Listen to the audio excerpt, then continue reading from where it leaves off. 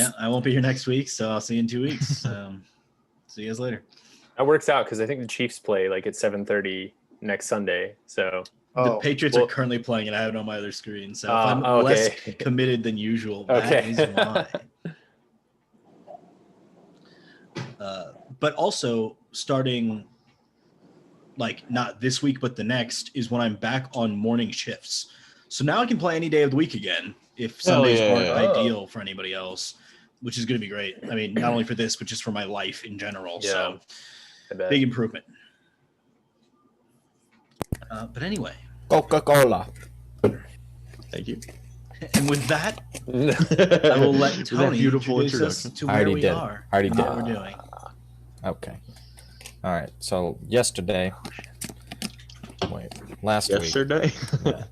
last week, we were all like, "Hey, we're in this cool tower thingy," and this guy was like, "Yeah, what's going on? I'm a tower guy," and we were like, "What's going on?" He's like, "Yeah, you shouldn't go downstairs." We're all like, "Oh, word." Do what we had to do, and then we was went downstairs. He wrong? No, I'll get to that. So we pulled up to a room. I went and used the bathroom, so I think we killed a mimic or something. And then we found cool potions that healed a lot. Yeah. One of them could very well be poisonous. Technically, you didn't kill the minion. You actually have it with you. So, oh, really? I didn't know Yes, that. It is in the pocket dimension of Tick Tick, just kind of hanging out. So Word. Respect for that. Then we went to a fire room, and we're all like, man, it's kind of cold in here. We turned a fire on, and then we almost died. And then we went to another room, and I got turned into stone for a long time. And then you guys killed everything in there. And then Logan felt really bad for turning me into stone, so he had a cop-out for me to survive. Yeah, and here we are. It's a relatively accurate explanation. The cop-out cost us a lot of diamonds and like a lot of personal belongings, so, you know, maybe, I don't know if I'm not complaining. Yeah. I'm not complaining at all. Oh, shit, that's right. I'm quite happy. I gave something very important, I think. Your weapon, if I'm not mistaken, your staff. I gave my staff, but I also told Vecna that... oh, yes, I know. Wait, what staff? Yeah. Did you give? Wait, hold on. Did you give away the chain thing? No, hell no. I gave away my old. I gave away my old staff that was my primary weapon before that, which does have sentimental value. I would also like to point out that last session we had talked about how it was session 29, and how Logan wouldn't kill us on not a session that was not well rounded, like session 30. And we just fought a beholder. I don't know about you guys, but I'm a little rough around the edges. We just rested, right? We rested. We short rested, but you didn't do the hit dice. Tick Tick did 0 damage. I did do my hit dice, but my spell slots are still. My hit die, I had to use all of them to heal back up. So, don't take another short rest anytime soon. Long or nothing. Okay, actually, that might be dangerous since we're in a fucking. I also got the sleeping. I also got the cone from the beholder's eye, the anti-magic cone from his eyeball. Yeah, that's correct. Next time we should try to hit him in the eye, so he can't turn me into stone again. I didn't like that. Well, he's got a lot of eyes, so we don't know which eye's the stone eye and which the big eye's one. The death. The big one. No, the big one's the no magic eye. I don't like that death one. That death one that just kills you if you go into. No, that's not fun. A lot of different eyes we got to deal with here. There's 2 eyes that I don't like. Oh, there was a map you sent last time, right, Logan? I don't know if I bookmarked that of the dungeon. I did indeed send one. I have to have it somewhere because I was drawing on it and stuff. I have it. Yeah, if you guys need it, I can send them all back. You're muted, Tick Tick, if you're trying to talk. Sorry, just mouthing the words to various songs. Fair enough. In character, as always. Okay, so after a short rest, you guys have regained some of your hit points, but none of those precious spell slots that you've used up. At which point, you guys currently find yourselves, if somebody has the map open, it's sort of this room with primarily north and south entrances and exits, sort of in the northwestern-ish area of the map, if I'm not mistaken. I forgot I have an MS Paint file where I was drawing on it. Cool. Can you guys send it to me? Sorry to be a pain. I sent it on the text. In the group text? Okay, cool. Mm-hmm. Nice. Yes. That is it. Sweet.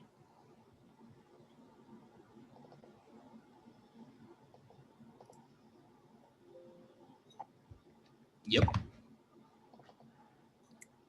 I don't remember exactly what room we're in, so if someone who does remember it wrote what room we're in, make a decision, because I think we were going to try to go towards the center of the dungeon. Were we not? You're in. Let's see if we can. There we go. This room. Yeah, Not sure if that's gonna what I come was in very thinking. Clearly, but it's this one. Mm-hmm. Okay. All right, I have it up, yeah. All right. We got a lot of different exits we can cover here. From the map, some of them look like dead ends. Maybe we should investigate, like, what's in that little closet up top? Or, like, the little hallway that goes back into itself.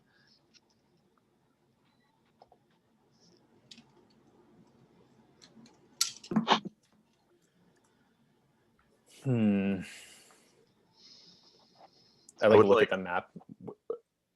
I would like to go over to, like, if you're looking at the map, the northeastern corner, the room that's just a block tall. That's right. Yeah, what does that look like? Yeah, so admiring it, it looks as though it is just a relatively plain iron door. It does have a large lock on it, but it actually looks like someone has previously unlocked it. Oh, convenient. I'm just gonna take the padlock off. Look at it. Is it like broken? Nope, Or is just it unlocked. I'm gonna keep it. You never know. Okay. A lock you don't have a key to? Yeah. Tick Tick probably will want it for something in the future. And then I'm gonna open the door. Okay. Opening the doorway, you do see inside what looks to be almost an armory of sorts. 3 weapons hang prominently displayed across the wall, each of them giving off a slight ethereal glow. The first 2 more of a turquoise blue, and the last one a beet red.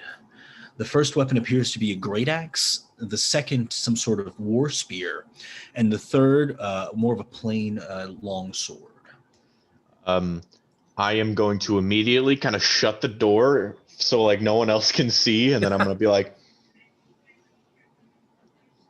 and peek in and out, and I'm gonna like look back very obviously, but like make sure nobody's like looking at me, and I'm just gonna like very nonchalantly slide into the door, and I'm gonna walk in, and I'm just gonna like examine these things. I'm gonna try to pick them up off their placeholders. Okay. Easy enough to do. You can, take them off their placeholders. Nothing negative affects you in any way. Definitely, they are giving off this glow. It is emanating from the weapons themselves. And you actually see inlaid in each of the hilts 3 different gemstones. So the first one has 2 blue gemstones and 1 green. The second has 2 greens and 1 blue. And the third has 3 red gemstones. Is the 3 red the one that's red? Yes. Okay, I'd assume so. Okay, so I'm gonna just like hold them in my hands. I'm gonna give a little jiggle to one of the blue gemstones in the great. Is it a great axe? You said great. Yeah, an axe. Great. And I'm gonna try to like remove it. See if it's like, they pop out. You think that with enough time and effort you could remove it, but it seems like it's currently molded to the hilt. I'm gonna tap it with the claws. I'm gonna follow into the room since he Okay. didn't make it obvious that he was trying to be sneaky. You see him like open and then re-shut the door Yeah. as he walks in. As you open the door, I'm sitting there with these piled into my hand. I'm tapping them, and I'm like, "Are these real gems?" What do you have there, Nugget? Wah! And I'm gonna try to hide them behind my back as they stick up past me. Yeah, the war spear and great axe, there's absolutely no chance you could hide behind your very small frame. The long sword, if you lined it up properly, but you didn't. That spear looks real nice. Can I take a look at that? What spear? Oh, fine. No, come now. I'm gonna drop him onto the floor. The rest of you just hear this clattering erupt from this room that you can only assume is some sort of trap. That sounds like fun. I'm gonna go over there. But I get to keep them if you Barging don't in, want them. you see just a littering of magical items on the floor. I'm going to pick up the spear and examine it. Okay.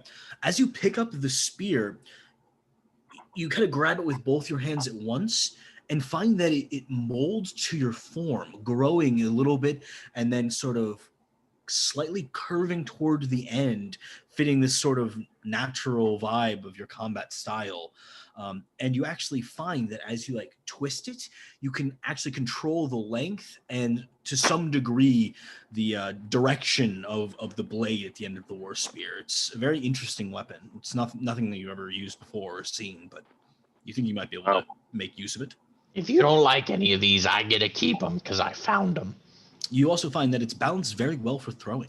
You find, at least you believe so.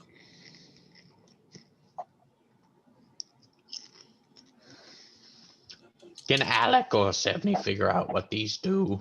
I'm not a very magical guy.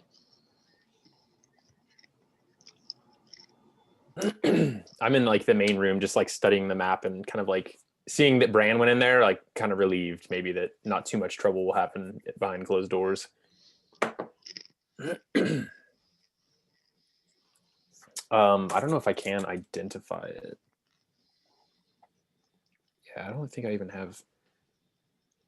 Outside of casting Identify, I could maybe take a look at it and see if I know anything about it, but I don't have this particular spell for Identify. Would you like to? Yeah, I guess in a few minutes, if you guys don't come out of there, I'll kind of open the door and be like, is everything all right? Everything's fine. I get first. Everything is more than all right. I just walk over to and kind of look at the weapons, all three of them. Yeah. Go ahead and roll an Arcana check. Okay. I'd say the red one in particular, I probably look at that one the most. If I don't know. The longsword. 19. Now, which color and gems was the spear? The spear is 2 greens and 1 blue. Set into sort of a triangle, towards the top near the blade of the long spear here. You rolled a 19 on your Arcana. Roll me a history check. Okay. Man, come on. Not good.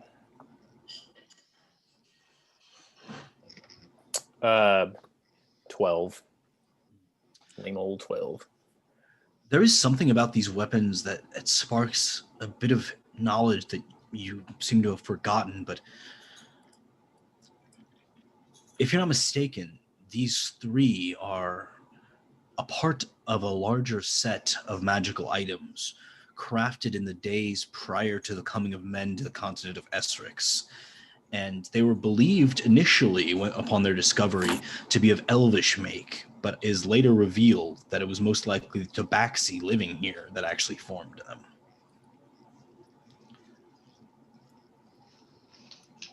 them.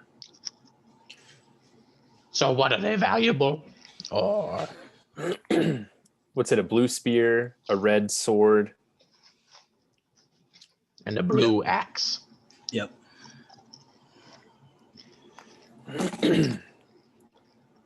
I would say that they're probably highly valuable.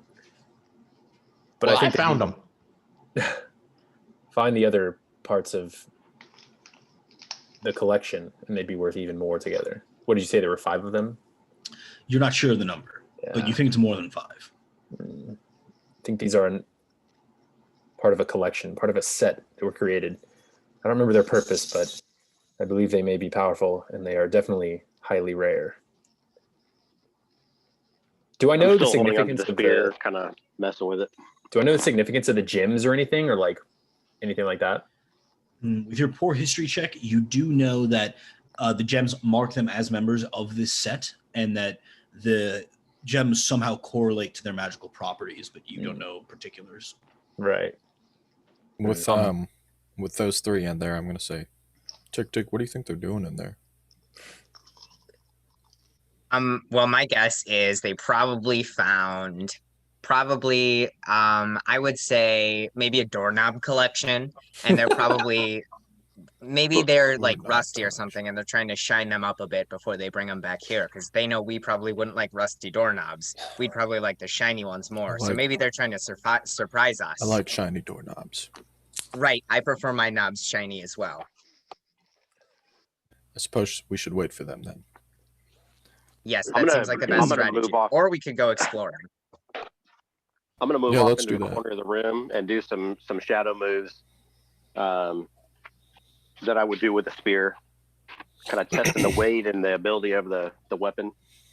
Yeah, sure. I'll say in this time, if you want to sort of get attuned to it and practice with its abilities, you can attune to the war spear if you'd like. So they're in this little northeast room, right? This little dude. Yeah, The little correct. cubby. Yeah. I say to Tick Tick, we should check these two rooms out, or these two doors.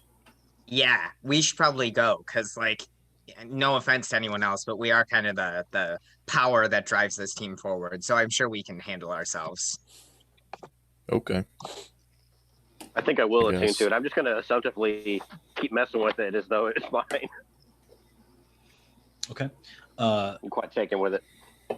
At which point, Bran, I will go ahead and read you off the stats. Let's see.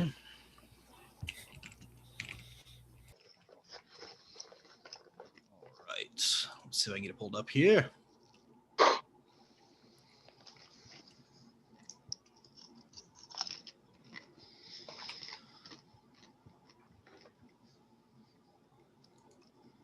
Oh, my word.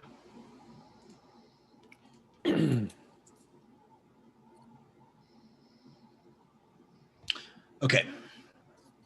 So this is a magical war spear. It can be wielded with either one or two hands. Wielding it with one hand, it does 2d8 piercing damage, and with two, it does 2d12 piercing damage. Shit. And 3 times per day, you can activate it.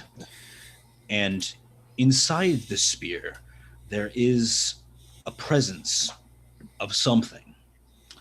You're not exactly sure of what you would be activating, but once this presence is activated, the spear gains certain magical properties. It is a +3 war spear when activated, so +3 to hit and +3 damage. In addition, when thrown, the war spear will basically fly back to your hand after either hitting or missing the target. And the war spear, on a critical hit, is able to duplicate itself, leaving one spear in the creature and putting another spear in your hand. At any point after this, you can retract the ones that are stuck in other things, doing 3 times its typical damage. Holy crap. So if I throw it and it sticks in something and then I retract it, it does 3 times the damage again on the retraction? Yes. Woo. That's brutal, dude. That's a sick weapon.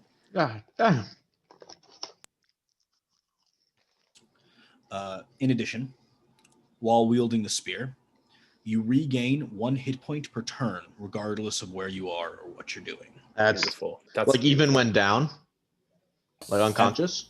At all times when attuned to the spear and not dead. 1 hit point per round. Yes. Hell yeah. Well, that is only unactivated, though. So 3 times a day. The activation lasts 1 minute. Okay. I see. That's badass. I'm gonna check out this sword if Nugget will relinquish it at least. May I? Can you identify it magically? It might take some time, but eventually I could. Not right at the moment. These things take study, Nugget. You have to get to know the item. Listen, you do your thing, I do mine. I don't know anything about it, but if you don't want this, then I get it. And if I do let you inspect it, you got to inspect this axe for me too.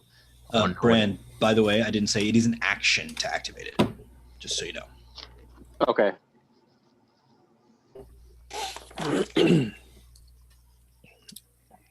Yeah, I'll take a look at it. I mean, I'm not proficient with weapons like this in the first place, so I guess I would have to attune to it though in order to. Can you even attune to an item you're not proficient with? You could attune to it if you want, but once you attune to it, you have to like disattune to it and then have it attuned to somebody else. So it would be much more of a process than than just having Nugget attune to it. Maybe. Yeah. If he wants it. I have various items I'm attuned to already. I'll attune to it. Why not? I mean, I'll just like. How many items are you attuned to? That's a good question. The Tome of Still Tongues for one, and then is my chain weapon require attunement? Okay, then two. I honestly don't think I have anything else that I am attuned to, unless you can think of any obvious things that I've. I can't think of anything off the top of my head, but it's very possible you only have two. Yeah, I have Yulgrid's spellbook, but I have never opened it. I don't even think so. No, you're not attuned to that for sure. Okay. Yeah, I guess I will just kind of like maybe awkwardly swing it around a little bit, but then maybe just kind of like realizing how like goofy I look trying to swing it with my robes and stuff, like just kind of like hold it, maybe almost like it's a scepter or something. To, like, Your form was terrible. All right, so you want to take 15-20 minutes to attune to it? Sure. Okay. Over the course of you attuning to this weapon, you find that it is Leviathan's Still Blade. It is a longsword and can be wielded with one or two hands.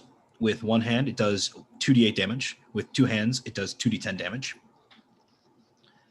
3 times per day, it can be activated, similar to a Brand situation. When activated, it becomes a +3 longsword, so +3 to hit and damage.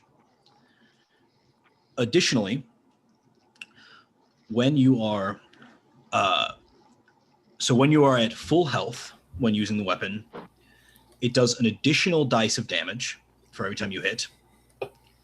And if you critically strike with the weapon, you can attack again automatically, regardless of how many actions you typically get to attack. You can only do this once, like it doesn't stack infinitely if you keep rolling natural 20s, but if you crit, you get to attack again. And anytime you down a creature with the weapon, knocking them unconscious, killing them, etc., you can run your full movement and attack, and you gain 1d10 temporary hit points. Holy shit.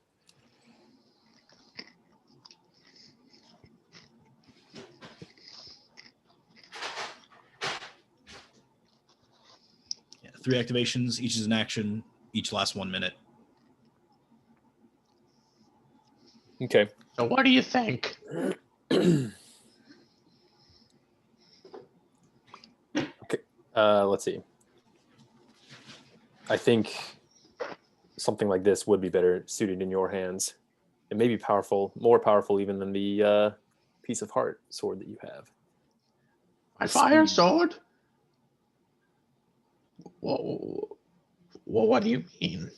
It has the crystal heart. How could anything be more powerful than that? I could be wrong, but the speed and strength that this sword provides, it's fairly wicked. Well, if you'd like it, I offer it to you. It's better in your hands than in mine. I don't know. I would have to lose my connection with the crystal heart sword, which I love oh so very much. Perhaps I'll hang on to it for a while and see what I can finagle.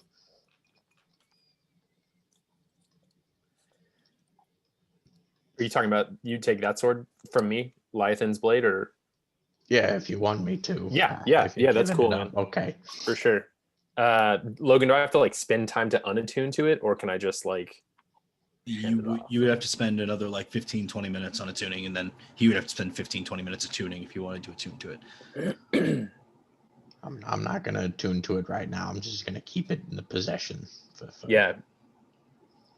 I'll spend the 15 minutes unattuning to it if we're just chilling in this closet. Of course, I don't want. Yeah. All right. will say at this point, as you guys are spending quite a bit of time working with these new weapons, the other two of you, Sebni and Tick Tick, you come to which door you're going to, as there are sort of two entrances. Which door should we go through?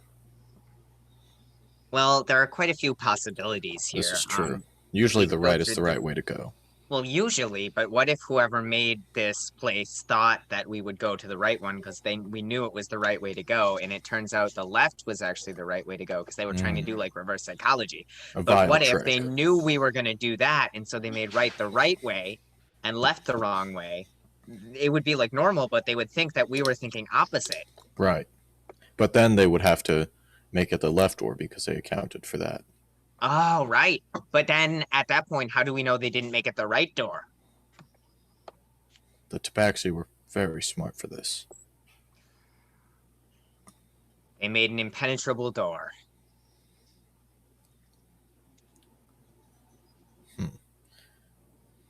I'm thinking of a number between 1 and 2. 1.5. Blasted. If you picked 1, it would have been the left. And if you picked 2, it would have been the right. So we must go through the center door. You're joking. I didn't see that coming. I've got it. Maybe I could roll a die. And if it's Die like, on you? oh yes, I have dice on me. You think I don't have dice? I'm Tick Tick. Should I roll a die? I think I've got it. I opened the right door. Okay. You walk up to the right door and you push on it, doesn't budge. No need for the die. It doesn't open. Is it locked? I look for a lock. There's no visible lock. I mean, it looks like a plain iron door, no knob, nothing. It just didn't move when you tried to push it. No. There might be something on the other side. Well, I could get to the other side, I think. Gator cut. I could dimension door to the other side, but I don't think that one needs sight. I always forget which ones need sight, but I don't think dimension door does. Try opening the left door. I think you. No, it doesn't. I can describe like 20 feet forward, and it'll take me 20 feet forward. I just have to hope I don't run into a wall. That would suck. Fair enough. Try opening the left door. Because I have a lot of them that are sight, but that's the one that you That's the don't one. have to see. Cool. Do you want to dimension door on the other side of this door? Should I do it, or should we try the left one? You It should seems try like the they left one. probably... Okay.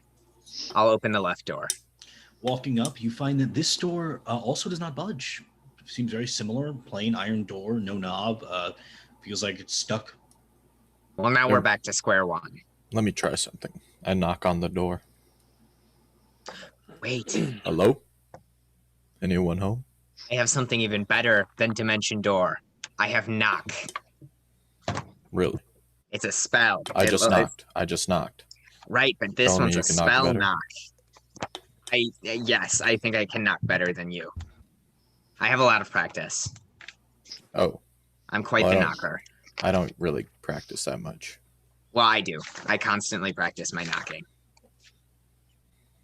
Let me check the spell here.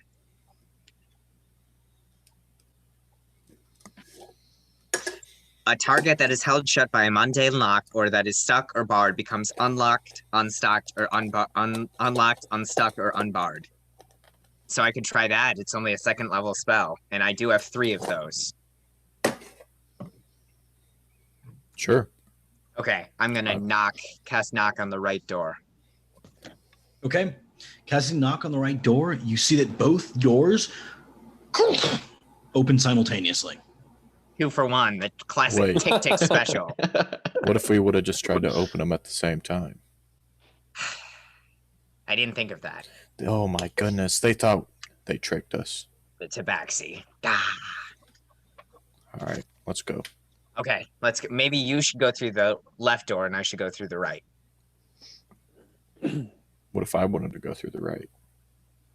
Well, then I guess we'd have to play rock, paper, scissors for it. How? I don't know.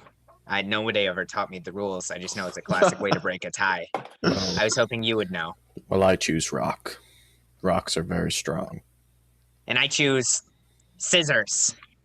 Do I win? Can you cut a rock with scissors? I'm sure you can if they're No. strong scissors. No. My awesome rock would destroy it. And I walk in through the right door. I go to the left door. Okay. You guys both walk in. Yes. The instant that you do, both of you see iron portcullises just drop behind you as the door slams shut. You find yourself barred within this small corridor. You immediately look toward one another, and you see as two blades begin cutting downwards and slowly approaching you from the center of the room. Well, this was an unfortunate choice. I'm not really satisfied with these results. Do we go through the blades? When the portcullis slams, I'm gonna just be like, and I'm gonna run over. I'm gonna immediately try to open these doors for him. Okay, you try and open the door. It doesn't budge. Let's try opening the door at the same time. Oh, in the door. I'm gonna follow over and try to help. Okay. You said they're made of metal? Yes, iron. Does it look like there's more hallway on the other side of these swinging like pendulums? I mean, so both of you are on opposite sides of this hallway, and then the blades are in the center of the two of you. So there is more hallway. It's the hallway that leads to 70. Right, and there's two blades coming towards us. A blade coming in each direction. From the center of the hall towards you guys. Mhm. I'm going to cast heat metal on whatever door the guys aren't touching right now. And just see if I can, just heat it up so much that it becomes weak, maybe. Okay. Heating the metal, you find that it quickly becomes red and then eventually white hot. I'm just going to hold that heat. Me and Bran are gonna deadlift this door on the left. Okay, roll a strength check with advantage. Since 1, 2, Brian helping 3. you. I feel like we're missing something here. Indeed. Get back. Can we try opening them at the same time? Athletics. 22. 22. You lift up the iron door to just see an iron portcullis standing there in front of it. Now what? Oh, fuck. Oh, shit. An iron. Do I what? think I can is there a distinct motion to the blade? Can I run try and time my run to get to the other side of it? You think it's possible? I mean, it's swinging for sure. So Is it like a really low swing, or is it like a? it's between those two. I'm gonna go for it. Okay, roll a I'll say dexterity saving throw as you approach. 13. 13. Okay. As you approach here, you are not able to quite time it properly. And as you dive, you feel your side sliced into with this blade. Oh. And you suffer 22 points of slashing damage as you're thrown to the side over to 70, the second blade quickly cutting down toward you. What would you like to do? I would like to grab him and pull him toward. Well, Okay. is he in between them? Essentially, yes. You'd have to walk, dive a little bit and grab him, try and pull him through the other blade. So, Missed. so the blade wouldn't cut him, right? Because it's going away, or is Yeah. he like? No, the blade, I mean, he's currently out of the range of the other blade. But, Okay. If he were to go to you, he'd have to go past yet another blade. Yes. Look for something in the middle. Even Okay, though- I look around the middle and see if I can see anything I couldn't see before. Yeah. Roll an investigation check. I would also like to look around and see if there's any, loose bricks or any buttons. Yeah, roll an investigation check. It's gonna be another 13. Whoops, I dropped my dice. Okay, 13 is just enough, and you do find a secret door here in between the blades. I solved it. Ooh. I got a 15, so I assume I don't see anything else. No, you don't see them. I mean, you now that he's messing with it, you can see that there is certainly a door there as well. Debney, I solved it. There's a door here. How close is this blade to cutting me? You probably have another 10, 15 seconds max. Does the blade reach all the way to the ground? Very nearly, like not totally all the way to the ground, but you're not thin enough to dodge it if you were on the ground. Do you want me to turn you into an insect and then you can crawl under? That would be cool. I've seen insect, but I've never been one. Well, now you can, and I'm going to cast Polymorph on him, and I'm going to turn him into an albino ladybug. I feel very pretty. Okay. You're a very small bug. I walk over there. Okay.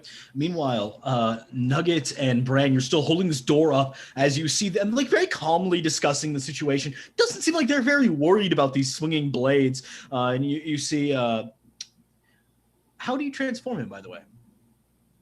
How do I transform him? Is it touch? It's not touch. I don't think. I hope not. I gotta read these spells. It's not.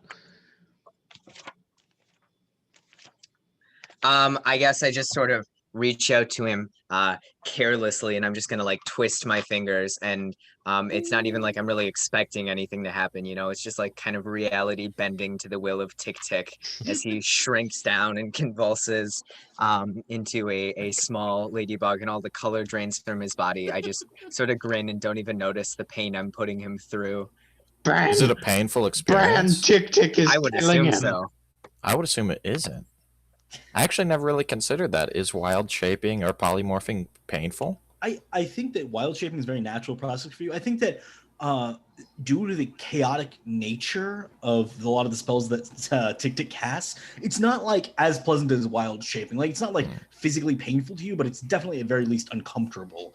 It's not like he's like, yeah, let me like slowly like shrink you down proportion. It's like, yeah, I'll just cram you into the size of a ladybug. That'll be fine. Cool. Yeah, my attention is definitely more so on the secret door than making sure this spell goes Yeah, right. checking out the door. Yeah, I got you. I crawl over there as a ladybug. Okay, you do. It's takes a little bit of time. Just walking. You're pretty slow as a ladybug, but you get over there.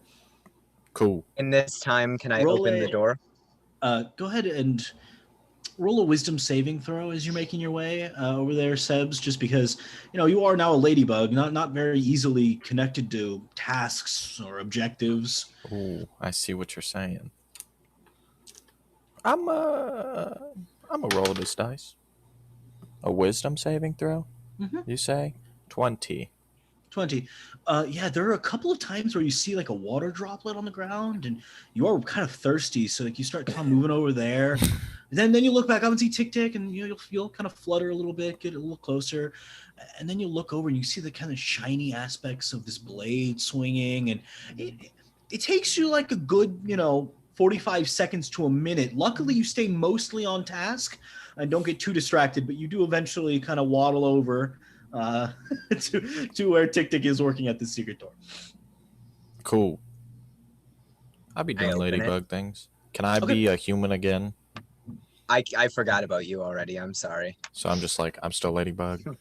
You're like buzzing in his ears, trying to get him to turn you back into a human. You want to inspect the door, or do you just want to open it? I just want to try and open it. All right, easy enough. The door, you basically feel that there are two bricks that you slide apart, and the door just separates and opens. It seems to lead to a cavern going north. Oh, I look over. Deeper. Oh, Sebney, what are you still doing as a ladybug? I don't know. Ladybugs don't make noise, so I'm just like... You silly goose. I'm going to turn him back to a person. Okay, he just like appears next to you, like he like kind of pushed up against the wall in Sebney form once again. That was cool. I open the door. Nugget, are you still holding this door up? I'm helping him. I've resigned to panic seeing the blades, and I'm like kicking the door and like screaming like, "We gotta get him out of there!" I mean, I will say through the portcullis, it's very obvious like that they seem fine at this point. You see him turn into a ladybug and like just kind of walk over to the other side. So, we're in a new room the right now. trap's magic. It turned him into a bug. No. It's about this time that the blades reach the end of the room and begin coming back towards you in the center. Well, we gotta go. Okay. All right, I'll go first. Okay. I stroll calmly but fascinatedly into the cavern. Does it Okay. go down, or is it just straight forward to the northern room? Making your way, it appears as though it is not straightforward. It does have like a very slight decline. You think it goes underneath the room directly north of you. It seems to be a long corridor, like several hundred feet. Oh. Hey, we found a big corridor.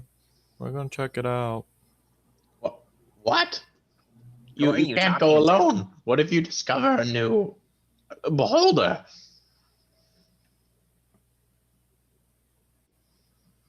We're already gone.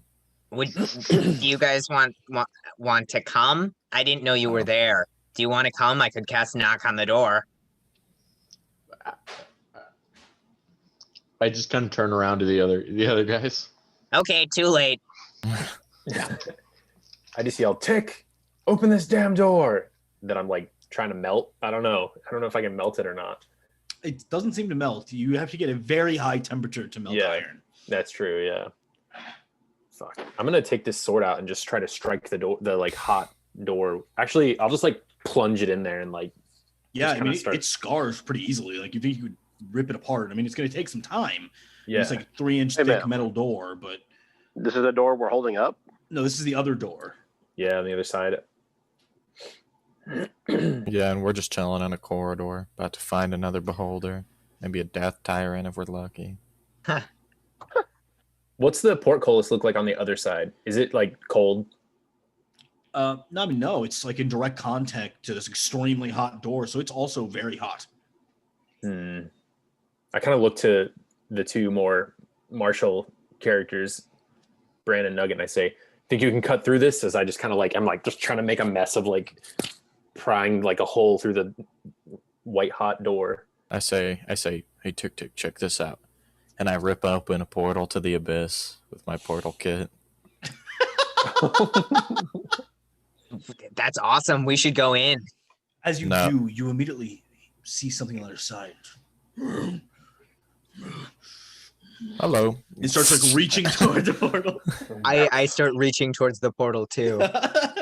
I say, don't touch it yet. You see like a few of its fingertips kind of get cut off as it tries to reach toward the portal as it closes. You have like a jagged kind of crooked looking claw that stays on your side. Is this edible? Awesome. You don't know, but you don't think so. I mean, it may be edible after cooked, but do I know how it works? Like the portal, like can I willingly open a portal to any layer of the abyss? Like, cause I really got this and I don't know how it works. You do not think so. You think it just opens. You think it might depend on where you are on the material plane, where exactly it opens into the abyss, but you don't have like that degree of control. It makes a portal to the abyss. That's it. Can it work the other way? Can it make a portal to the material plane from the abyss? You don't know, but you doubt it. You think that it may make portals to other areas in the abyss from the abyss, but you really doubt that it makes portals directly to the material plane. Okay. I shall. We got to keep going. Yeah, you're right. Do you want that claw or can I have it? You can have it. I'm going to take the claw. There's like, some blood still leaking from like the fingertip that's been removed from this beast. Did we get I sort of any bone? shake it off a bit to get the blood out. Then I keep it. Sounds good. Yeah, I mean, you're able to mostly clean it out. I mean, there's definitely still some perfusion of various fluids from the fingertip, but you have it to a point where you think it won't dirty up your bag too much. It's already pretty dirty in there. And as you guys continue, you walk about let's see, it'd be about 120 feet forward before finding what appears to be the backside of another secret door that you presume leads into the room, not directly north of the room you're in, but the one above that. I see. You made it. Which would be the farthest northwestern door, I suppose. The farthest north of the western doors. There we go. Do you want me to open this door? Yeah, go ahead. Okay, I'll open the door. Okay. leading inside, you find what appears to be a very poorly lit room with a couple of oddly placed sort of geometric shapes that all seem to intertwine in some grander pattern. You see 4 pedestals, each with these weird sort of odd shapes with different facets and faces all like shaped together. And they almost look like parts of a full puzzle. And as you kind of like give a more grand look to it, it looks like they make up the body of some sort of contorted beast split into different parts. I just want to look around for traps at first, like any direct, fireball trap or arrow trap. Roll an investigation check. I'm gonna cast dancing lights and have like these maroon. Well, actually, it's gonna be 4 different colors of lights: green, yellow, maroon, white. Just 15. appear and sort of spread out the room to give it a bit better lighting. Giving the lighting in the room, you now see sort of hunched between these pillars an old-looking creature with dark blue skin, kind of like huddled over something. And as it turns your way, you see long, thick tendrils hanging down where its mouth should be. As its cloak kind of leans back a bit, you see tufts of what you thought initially were hair, but now look like some sort of growth coming out the back of its head. As it looks up toward you, whoa, what was that? What's it speaking? Turn out the lights. Turn out the lights. That's Turn them out. Okay, I'll turn out the lights. Well, Seems let's see reasonable. what this creature is. Yes. Anywhere now. Oh, I see. Go ahead and roll your investigation check there, 70, as you're looking around for traps. Oh, I got a 15. A I already 15. rolled it. Yeah. Yeah, I mean, you don't detect anything that is naturally trapped. It seems like these pedestals probably have some magical affinity or some aspect to them. If they're not purely ornamental, and you're guessing that they're not, based on what you've seen throughout the rest of this dungeon, and its attunement to the certain magic, the ley line in this area. Yeah. I say, where'd you go? There's about a 10-15 second pause before you hear, probably about 3 feet behind you, who wants to know? Tick tick. Yeah. Tuk Tuk and Sebni. And tick tick. The other one. Yes. No. Sebni. And tick tick. Yes. Roll a perception check, Tic Tac. Perception. That's wisdom. Sorry, I minus a lot. Just by the few seconds that we've interacted with this creature, 9. can I take an insight check to see if it has malicious intent? Sure, roll an insight check. I mean, you haven't really spoken to it much at all, but 22. It's a very strange looking creature. And you don't like how it's moving around and sort of sneaking up behind you. But, I mean, it hasn't attacked you on sight at very least, so it's better than a lot of the things you've been dealing with in this dungeon so far. You're guessing that nothing living down here is doing so for fun. It's probably having to do something with the magical energies that reside in this area, and whatever portals this guy was referring to, you talked about, at the top of the tower. You're guessing that it probably isn't here to kill you, but you don't think that it would. You don't think that it would pass at the opportunity, if it felt like it was necessary. Word. At this point, I will shoot back to the other 3 of you. What are you guys up to? I'm just fucking hacking at this door with my sword, and I kind of like get like really winded, and I look over to Brandon and I say, "We just gave so much to bring them back, and they fucking do this." And I just like keep hacking. Like, if he throws away his life again, I'm not fucking bringing him back. As I just like plunge my sword and trying to like wrench this metal away. I'll say go ahead and roll a percentile die. Okay. What's your strength modifier? +0. It's 11. No worries. I rolled a 00 and a 9. I mean, you are doing almost no appreciable work to this thing. You find that a lot of times when you're like scarring it, it's just like molding back into the recently scarred metal. You're not sure if the temperature is not proper or if you're just so weak that you're not able to make really significant damage done to it. I mean, you think that this method of opening it, if it's you alone doing it, either might never work or would take hours. I'm going to walk over and I see him freaking out. I'm going to say, Hey, buddy. Go sit down. Take some breaths. No need to get angry. I got this covered. Yeah. I'll say that on top of this metal being extremely hot, it seems like Alec is giving off a lot of heat himself. He's sweating and just like you like putting your hand on him, he's like burning up. I'm going to reach into my bag. I'm going to pull out the wind fan. Hey. When he says calm down, I kind of like snap a fierce look at him and I say, calm down. Hey. Take this. I'm going to pull the sword off. I'll take care of it. What's your strength modifier? 7 plus 7. Okay, so you can roll 7 percentile dice and take the best. Well, no, don't mind if I do.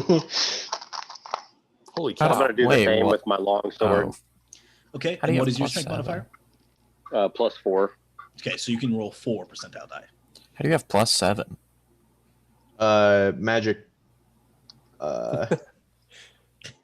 It's the only time you can say magic. Magic, dude. And it works. Like, what did you think it was? Yeah. 89. 89 is the best. Okay, so with that, you make like, a really sizable dent in this door. What did you get over there, Bran? 98. 98. Between the two of you, you completely dismantle into like a pool of, liquid iron. What was once a door and the portcullis leading into it. You do see the blade still very much present on the other side, but you have a way in now. See, you get by with a little help from your friends, Alec. All right, and as you're doing this, the other two of you, what are you doing? Talking. What's your name? I'm Tick Tick. I don't know if I mentioned that. Get back. Yeah. My name is Grindledoof. That's a good name. Are you from this plane? Oh. What plane are you from?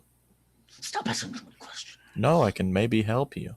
Well, maybe if you asked a few more questions, then we could get like more conversation going instead of like putting all the work on us. No plane. I reside from the astral sea. Oh. I'm sorry, I can't help you with that one. Damn it! Are you trying to get back? No! Okay. What are you trying to do? Because we're trying to like unblock a ley line and also like investigate cultists and stuff. Roll a persuasion check as you mentioned the ley line. That is going to be a persuasion 22. All of a sudden, you see him kind of like peering over you, and he seems more excited than previously. You see a glint in his eyes, and all of a sudden, his tendrils expand a little bit, showing this inner beak underneath. And he says, "How talking? Do you speak of a blockage to the ley line?" Yes, there is currently a blockage, and well, it all started in the town of Offstaren, and it was just a normal day. I was out on the town, and I ran into this lady called Malira Toridark. Wait, I tried to steal her. tick. Get to the part with the tower. The tower in the ley line. No memories. And it tries to latch on to the back of your skull. Yeah, I'll let him. That checks out. No. You allow him to. Wait, no, you shouldn't do that. You feel these different tentacles sticking onto your face in various locations as you feel like almost like a rotating saw carving into the back of your skull. Can I tell that that's happening? Oh, yeah. I mean, yeah, for sure. I would definitely like to intervene and Yeah, we're gonna have to roll some initiative here in a second. But let Okay. me first try to eat the brain of your friend. Stealthily drilling a hole into the back of his head. No, not stealthily. I mean, he's just doing it. Okay, that will be pleasant for me. That's gonna be 44 points of, I guess, piercing. Let me say it one more time. 44 piercing damage. Yes. Does that reduce you to 0 hit points? It most certainly does not. Very good. You feel this thing is most certainly attempting to extract your brain. Wait, I changed my mind. Can you stop, please? At which point, I will need initiative rolls from not only you two, but everyone in the party. That sounds about right. Oh, I got a bad number. I got a 24. I got 9. 24 as well. I got a natural 20 though, so I don't know if I that did means not. I'm better or... I got a 19, so you probably are. All right. I have Alec, Nugget, Tick, Tick. 70, what'd you get? 9. 9 for 70. And Brad? I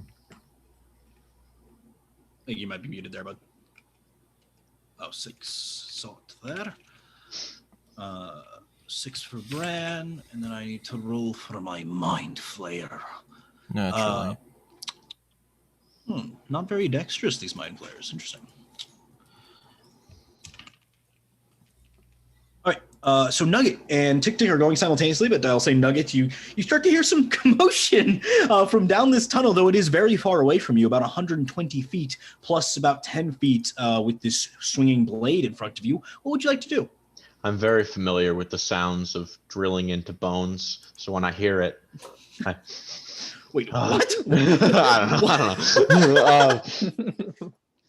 But I'm gonna, after just having calmed down Alec, I'm like, and I'm gonna turn to him and I say, "Do as I say, not as I do." And I'm gonna Hulk out and I'm gonna rage and I'm gonna run down into the room. The blades are still swinging, right? Yes. I will say, be careful raging, because if you're not able to attack this round, you may lose your rage if you're not attacked. That is It's a good correct. distance down the tunnel. It's over 100 feet. For 100 Yeah. feet. But I use my bonus action, so I only got 80 feet. Damn. Doesn't it stay if you take damage, though? Too? If you deal or take Yes, damage? If I intentionally get cut by a thing, You could intentionally get cut by the blade on the way by, which would piss you off enough to continue your rage. But it would also be a chunk of damage. But you would also get hit by a swinging blade. So, there's gives and takes. yeah, I think I'm gonna take. I'm not gonna like in universe. I'm not gonna run into the blade and be like, "Hit me!" But I'm gonna run past. I'm just gonna like slap it to the side and just cut the arm as I run past. Ouch. And okay. I would like to use my full movement, which is 40 feet, and then my action to dash, which is Yes. Let me go ahead and roll that damage. That is going to be 24 points of slashing, halved 12. 12. That's really why I did it, is because I was raging. It is not terrible. So you move a total of 80 feet, did you say? Yeah. Okay, so 80 feet will put you most of the way down the corridor. You're still about 40 feet from the entrance to the room, where you can't see much because of the very dim light. Do you have dark vision? I do. Okay, so you can make out that there is definitely some sort of hunched over creature currently attached to Tick Tick, and Tick Tick screaming in pain. That will be your turn, though, and used your bonus action already. So Tick Tick, it is now you. Your head is being dismantled. Okay, I changed my mind. Grindledoof, please stop. Would you stop? Okay, I'm gonna misty step away from Grindledoof. Okay, let's see.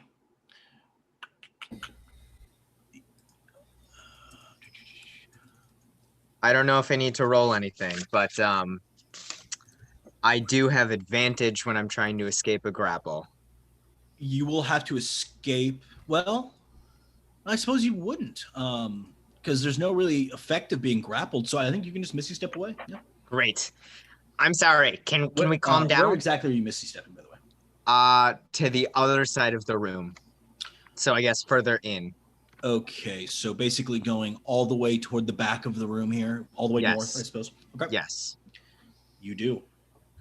How about this? Maybe I'm just gonna turn like a little bit of light on, and yeah, I'll cast dancing lights once again. Okay. Once again, you see like.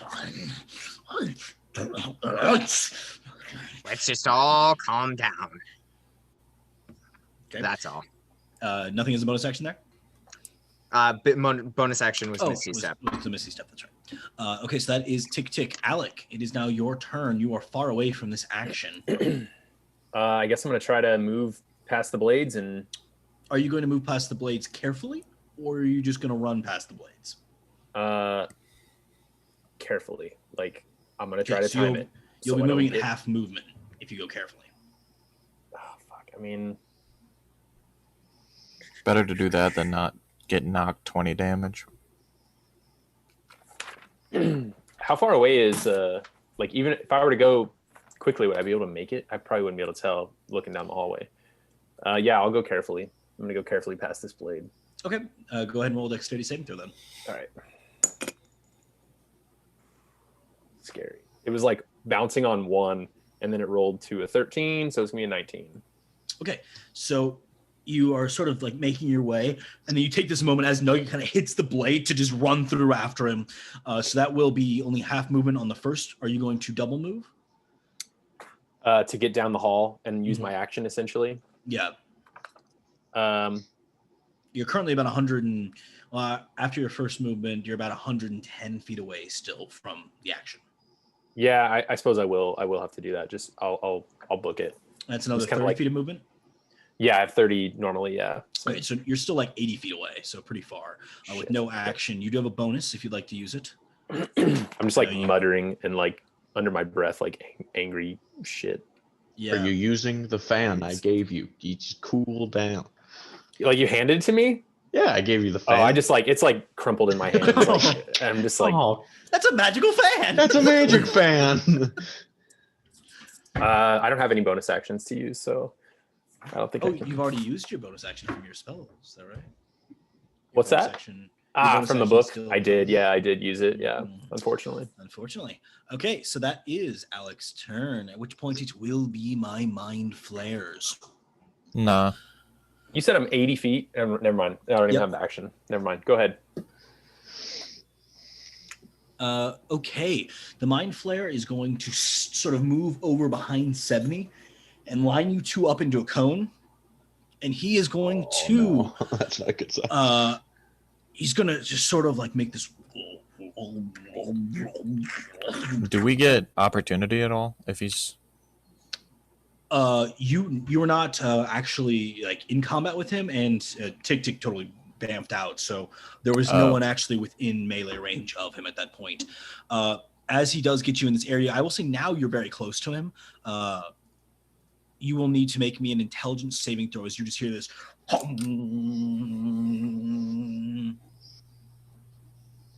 Okay.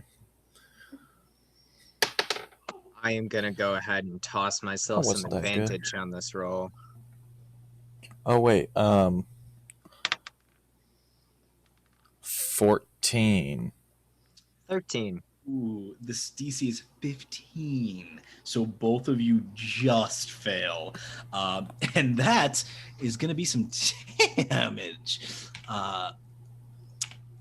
Okay, so you both suffer 23 points of psychic damage and are stunned for 1 minute. You may repeat the save at the end of each of your turns.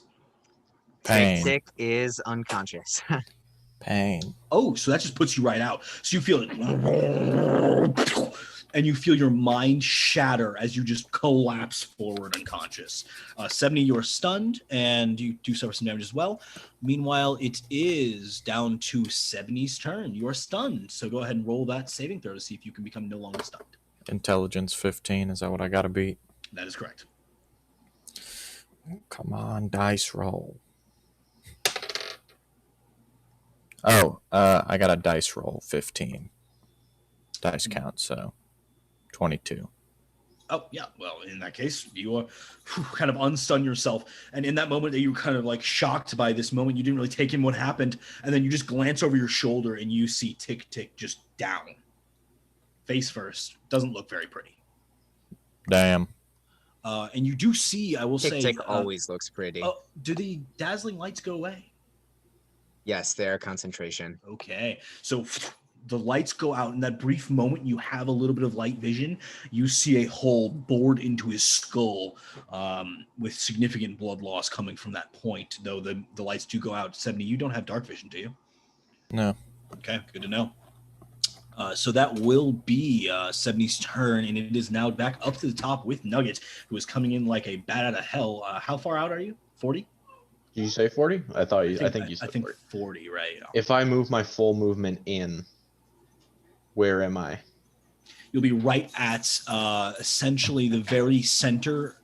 Well, if you look at, I guess I just tell you directly. If you look at the map, you will be coming in directly left of the doorway leading into 14 that's shown on the map.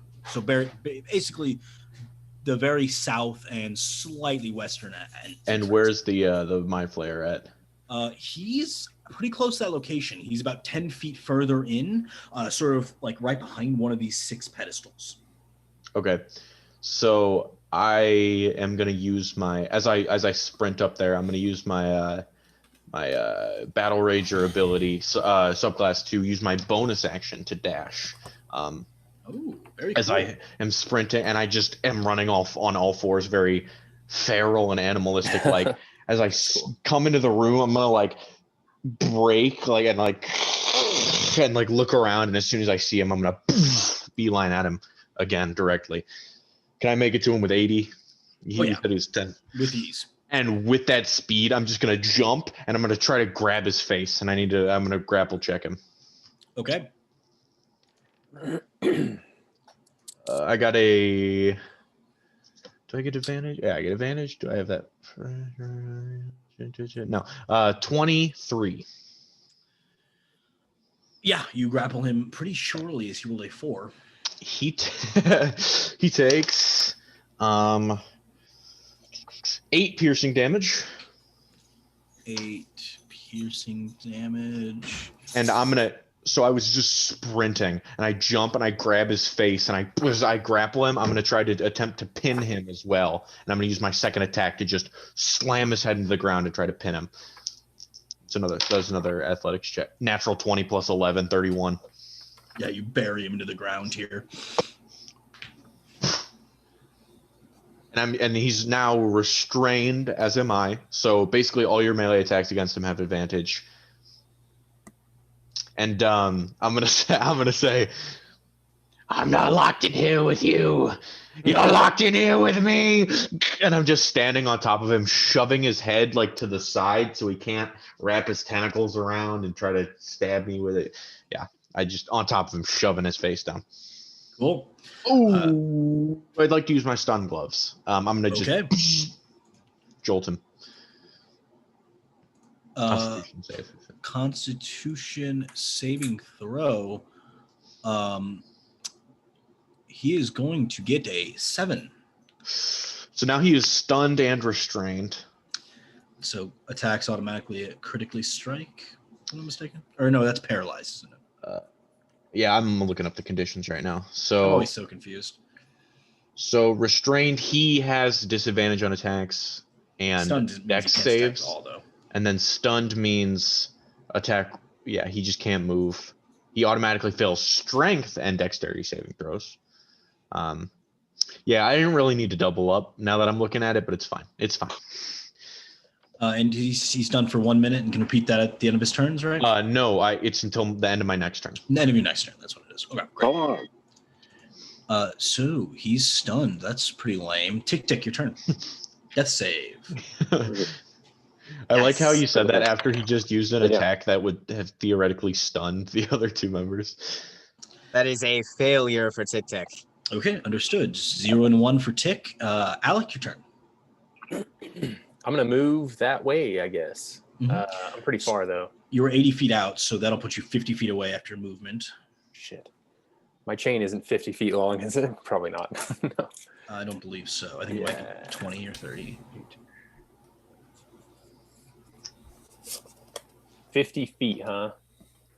Yes, sir. Okay, hold on one second. So with medicine checks, how do they work? Is it, I always forget, wisdom, and if you're proficient, proficiency, and then a D4? Or is it just those numbers? I'm sorry, I totally blanked on what you were just saying. What are you asking? Bandaging. To bandage someone? Well, for Tick, you'll actually have to stabilize him, which will just be it'll be a medicine check, and on a success, you stabilize, or you get him one success. For just bandaging somebody, it's just D4 plus your medicine. Okay. All right. Sorry, Steven. Okay. I'm gonna move that direction at my normal speed, and I'm gonna, if I can see down the hall that there is a room down there. I mean, it's very clear that there's a room at the very least. I'm just gonna create a bonfire like in the room, not on anybody, but just like in there, so that it makes like a ton of light and like. Do you have dark vision? No. Okay, so roll a percentile die to see if you put it on top of anyone.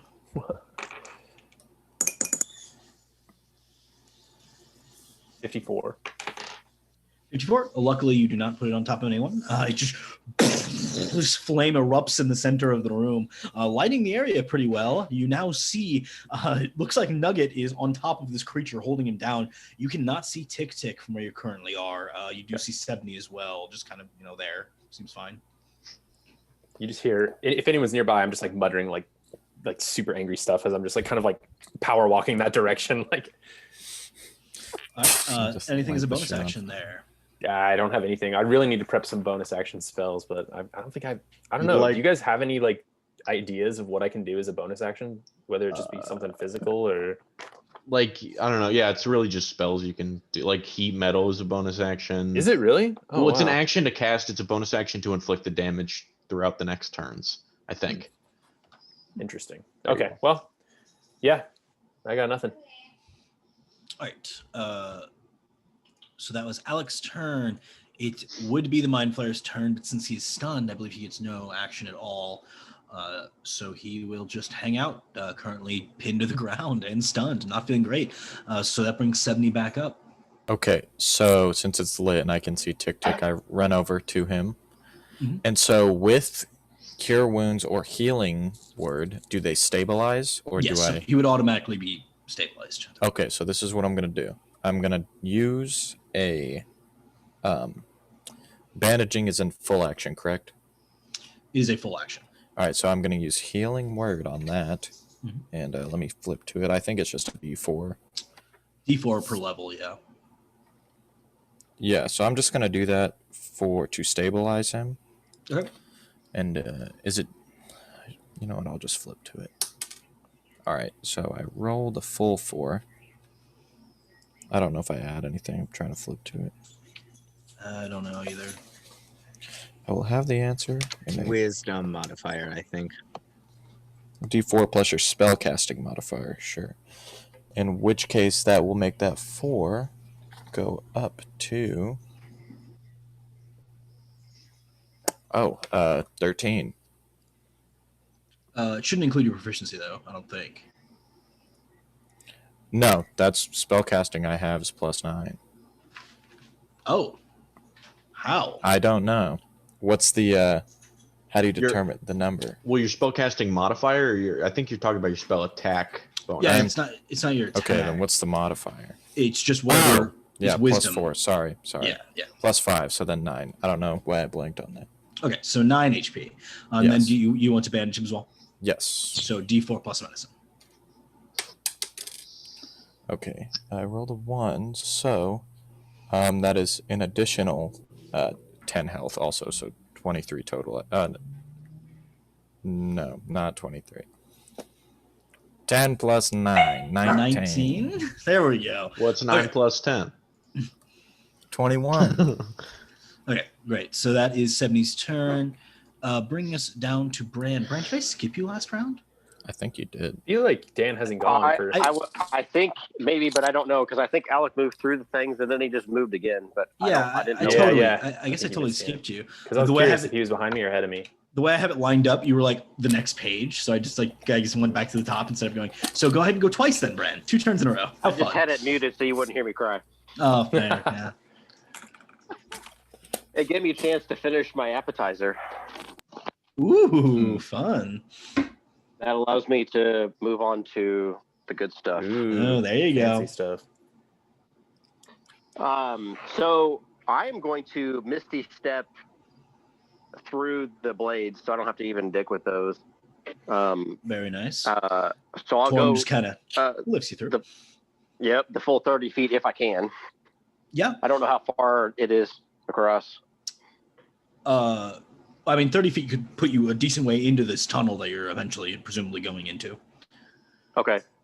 And then I'm just going to use my boots, and I'm going to like lean forward and just be like and fly through as quick as I can.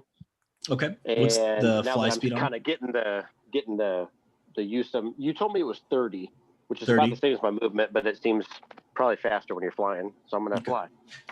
Very nice. And would you like to use your? Was Misty Step an action? It's a bonus action. Yeah. So you can also use your action to move again. So if you'd like to use your full movement, it would be 60 feet. Okay. Then I'll do that. And then whenever I get into the room, I'm going to assess. So I'll just say I assess, and I walk in, and I have dark vision, so I'm going to say I'm kind of like, whoa, because it's so bright from the bonfire. And then if he is on top, like completely on top of this guy, then I see. Well, do I see Tick Tick?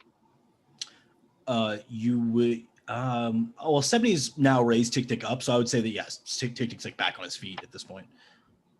Does he look normal, or am I going to be disturbed by what I see from him?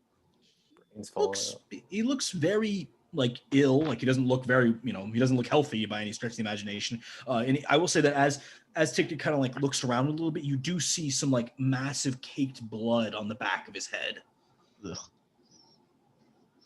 Okay, then I think my assessment is going to go towards Tick Tick, and I'm gonna go over to Tick Tick if I can, and I'm going to do lay on hands. Easy enough. Which will be your second action. Or actually, I'm going to do.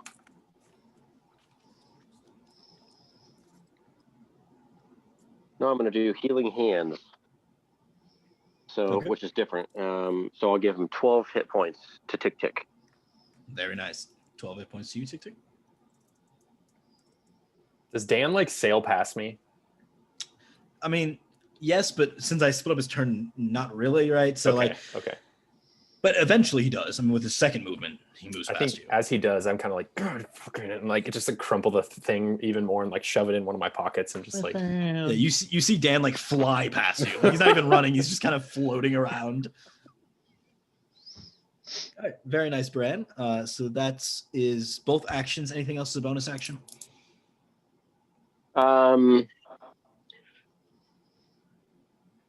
If I have any more movement, I'll move. I'm going to move towards the Mind Flayer and Nugget, but if not, then I'll just turn towards and kind of pay attention to what's going on there. Yeah, I'll say you kind of get a couple more steps in, but definitely not within melee range with the Mind Flayer. So that is Bran's turn, bringing us back up to the top with Nugget. So you have this thing stunned for another few moments as your turn is here.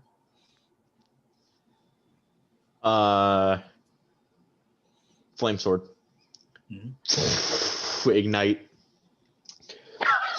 Stab downward. And that's going to be okay. Do I get advantage because he's restrained and because he's stunned, or is it just one or the other? I'll say you get advantage for both. Okay. So I get disadvantage because I'm restrained, but also I get advantage because he's stunned, because he's restrained, and because I get advantage on creatures I'm attacking. So that's 2 double advantage. Yes. But I'm also only using one hand because I'm pinning him down with the other. That's going to be an even 30 for the first strike. That'll hit. And a 28 for the second. 28 for the second. Yes, that will also definitely hit. Okay, it's going to be a D8. 2 plus 10 is 12. Plus 4 is 16 points of slashing and fire. Gotcha. And then 17 plus 7 is 24 points of slashing and fire. Got it. Very nice. Definitely put a lot of damage into him there. And you did use your bonus action as well. And I assume And- you're going to keep him here? Yes, he's stuck here, and also the room is ignited because I ignited my sword. The room has now light for at least an 80-foot radius, which I'm assuming is enough for people to see. Yeah. Well, there's also now a massive bonfire in the center. Of the room. Oh yeah, too. Actually, yeah, that makes sense. But it adds a little bit more clarity. Also. I'm glad this isn't the flame room, or else we would all be dead. Yeah. Yeah. Okay, so that was Nugget's turn, bringing us to Tick Tick, who has recently been brought back to the land of the living. I'm back. What are we fighting? I'm confused. Where did you guys come from? We're fighting. Oh, dude, I can't remember his name. We're fighting that tentacle bro. Oh, Grindeldoof? Yeah, we're fighting Grindeldoof. Oh, him. Oh, well, why are we fighting him? I take your hand and I move it to the back of your head. See, I think that was just an honest misunderstanding. Grindeldoof, can you hear me?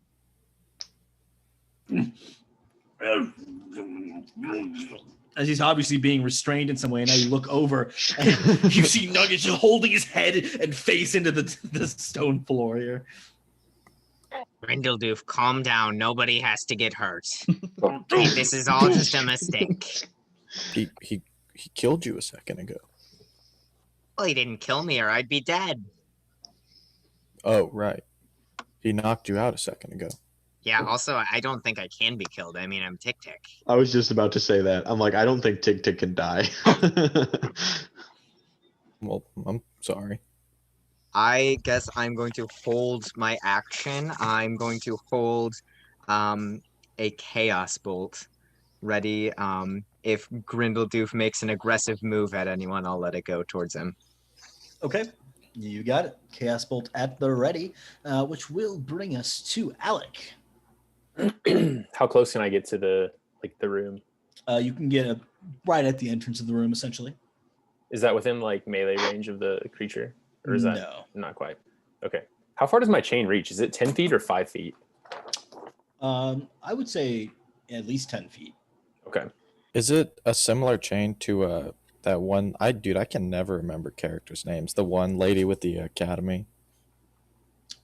I think it's kind of similar. Yeah, I mean it's an Inquisitor weapon. Sorry, Inquisitor. But I think hers was like extra long. Yeah, hers was very, very. Hers was like long. super long. You mean the chick we fought in that like arena in Betrexia? Yeah. Yeah, Yep. then hers Well, I mean, reach like 20. But yours Also, can she's like like the head. extend, like when it like extends and retracts and stuff. So it's not like you're holding around 15 feet of chain, but right. Yeah, I'd imagine stretches, I think you can hit someone from 20 feet away. Oh, really? Yeah. Could I hit this guy? With the Nugget on top of him. You would have Isn't he on disadvantage top of because him? he is prone. If you it looks like I have a clean sheet restraint. Yeah, as long as I wouldn't hit Nugget. You know what I mean? I mean, there's certainly no guarantee that you Yeah, get but nuggets. You do get advantage, so hopefully you don't roll double ones. I don't. Does he get advantage? He's not. It's not a melee attack. It just says restrained. You just get advantage. It doesn't specify. Prone specifies that it with ranged attacks, but he's not technically prone. But he's also like pinned. It's in Well, if you have him universe. from behind, if you have him from behind and he's pinned, then he's prone. Yeah, It has to be. I'll say that with some communication, like Nugget can like turn him toward you to be attacked. I even say like turn the creature in to the universe. I have him prone. Gameplay specific rules. I have him only restrained technically. Well, and you've got such a good hold him. Like you can like get up on your knees and like hold him up. I mean, he's not going anywhere. So. I'm gonna pick him up by his face everywhere. Yeah. That's my grapple point. I have the. So I do get advantage then. Yes. Nice. All right. I rolled a crit. I rolled a 20. Okay. So what do I do? I like double the dice. I like roll the dice and then double it. Yep. Okay. So Logan, let me ask. So this item that you gave me that I've never used, its abilities, it has other things that I can do. Like it says on hit, drain life, or on hit, DC strength to be paralyzed. Right. Wouldn't that be in another action? Is that like instead of doing damage, or is it like it's not? So it's once things connected to it, next turn you could do that. Okay, so that's not like on hit then. It's like as an action. It's like essentially when you have this thing already connected to someone. Okay. Yeah. Okay, cool. All right, cool. Then yeah, I'll just hit him with the damage then. Cool. Okay. So the dice roll was a 7. Do I double that? Yes. Okay. So it does 26 points of damage total. 26 points of damage. He looks very, very rough. I just kind of like, just like, hopefully, I don't know. Yeah. All right. Drill a hole in his skull. Word. Mad respect for that. Okay, it is his turn.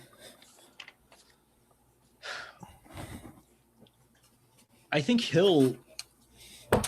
Logan, Yes. sorry. For the chain thing, it automatically activates its like magic suppressing qualities, Yes. right? I don't need to do that. I don't need to activate that at all. It just No. kind of does it. Okay, Right. cool. All right. Good deal. I don't know how I forget all these things Short-term memory. because I just vaporize stuff instead of using my weapon.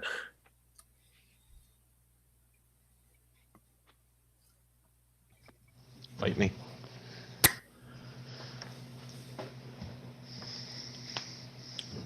Okay. It is going to, as it's kind of held in place here, get something out of its bag. And you see it just. Ding! Doesn't tick. Well, would that be aggressive?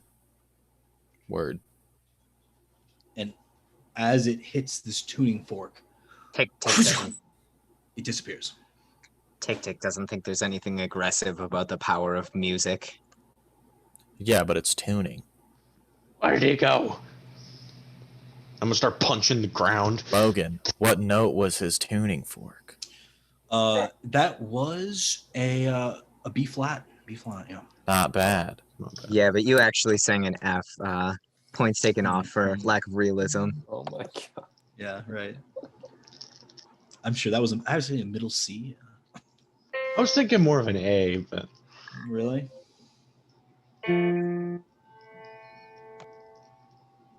That one. Yeah, that sounded more that one, flat. that was it. Fair enough. Okay, so he does indeed plane shift himself out, unless, of course, you wanted to counterspell it, Alec.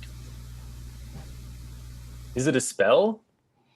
It is and it isn't. So it's not like he's casting a spell like, oh, you can prevent him with your thing, but you can counterspell it.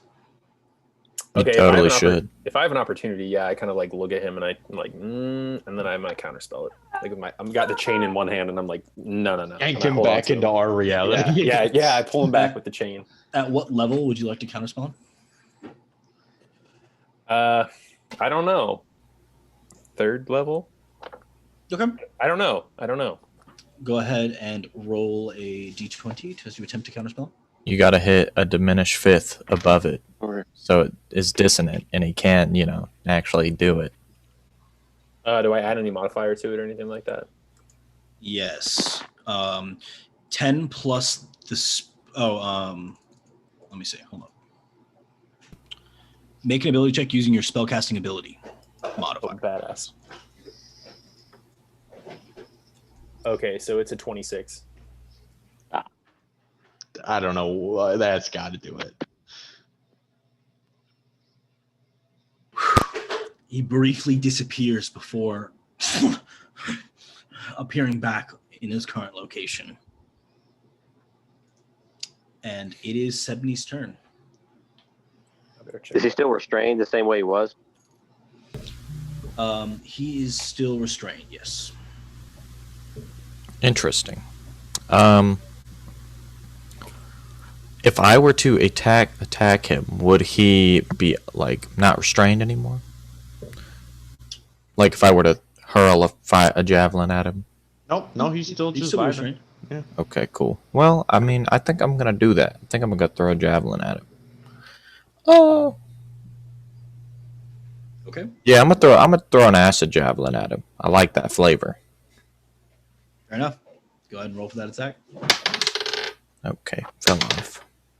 Do I get advantage or no? You do get advantage, yes. Oh, I rolled the exact same two numbers. 9. 18. Let me see. Yes, an 18 just hits. Cool. So the damage is no, not that good. Looking at about 11 damage from my acid javelin. How would you like to do this, sir? I don't know. Kind of just throw it at his face. Throw it at his dumb face, and then it melts. His face, his stupid, ugly face. Fair enough. You see some of his tentacles kind of falling off. You start to see like this sort of depressed, sort of like oddly shaped inner skull that this sort of like melts back into. It's like much flatter and like more like contracted almost than a human skull. There's sort of like this other like flubber and weird extremity to it that all starts melting away, and it stops moving. After that happens, I walk up to the dead mind flayer. And of course, once everybody gets off him and we do our thing, I'd like to try to, try to do something to use herbalism kits to make potions. Like, of the mental kind. I don't know. You attempt to extract some sort of natural element from the lion flare? Yes. All right, I'll say go ahead and roll a nature check with your proficiency, since you are somewhat tuned to these sorts of things. Cool. Okay, I always drop my dice. Oh, that's a bad number. 10. Okay, spending about 10 or so minutes here collecting different aspects from it internally. One thing in particular does jump out at you, and it's actually this small structure within its beak that as you're examining it is what made that horrible tone that stunned you. And with it you can make a potion that I will call a Mind Blast Brew, and if someone were to drink it they would become stunned for 1 minute. So maybe not the kind of potion you wanted to use, but maybe something you could trick someone else into drinking. Cool. I want to, before he gets all medical and, surgical with it, I just want to reach into his face and rip his tooth thing out, the drilled tooth. Yeah. Easy enough. Delicious. Guys, I think he knew where the ley line was. What? I think, Yeah, that's why I didn't kill him. you could have said that. He was eating your brain. Well, see, I let him try and eat my brain because I thought it wouldn't be as painful as it turned out to be. And I thought maybe it would, gain him our trust, or gain us his trust. I was and running then he down would tell us where the ley line was. I was running down the hall and I heard you say verbatim, "Ow, oof, ouchie, my head. I take it back. I don't want you to eat my brain." I did say that because I didn't realize it was going to be so painful. I thought it would just be like a more simple process, and then, I would still have my brain, obviously, but maybe he just ate the important part. The part he needed. It was a sacrifice I was willing to make for the group. Let me look at your injuries. Tick, Tick, how do you feel? Ticky. Let me help you some more. I'm going to walk up. It's really fine. Let me take a look at it. Right, I'm going to look at the back of his head. Okay, there's been a section of skull undoubtedly removed. There has been a bit of regrowth from some of the magical healing that he's received, but there's still a decent, I would say less of a perfect, circular cut, and more of a jagged sort of crack in the back of his skull. And you can see pretty significant damage to the lining of his brain within as well. Ugh. I'm going to do lay on hands now. How short are you, Tick Tick? Well, I am just under half health. How much do you need? I I mean, I don't take damage very often, so I wouldn't say much, but I have 39 more hit points I could potentially gain. But Okay. I don't feel I need that much, but it's really up to you. I mean, I do have a brain injury, probably. Well, let's go with 20 then. I'm going to give him 20 hit points of healing damage. Yeah, your decision making is slightly impaired, you think, due to the gaping wound in the back of your brain. So. Thanks, Bran. I'll get you back sometime. No repayment is necessary, my friend. It pains me to see you injured. I hope this helps. Yeah, and it is at least some condolence that you can no longer see into his, skull cavity, which is good. So what do we do now? We have to find the ley lines. There's a big puzzle. What? I am going to use my dragon crystal to contact Zung Yin, or the dragon, Istilnor, rather. Yeah. And I want to explain to him that we have potentially and possibly freed up one line, and we are well on our way to hopefully freeing up the other line as we are exploring a dungeon. He says, "Yes, you've told me of the first line, and I have detected the difference flowing from the southwest. The southwest. The southeasterly one, I presume, is what you're working on now." I'm going to respond, "We are indeed, my friend. We hope to have some resolution soon. I will keep you posted." Very well. Your ticket to the top of the tower is waiting.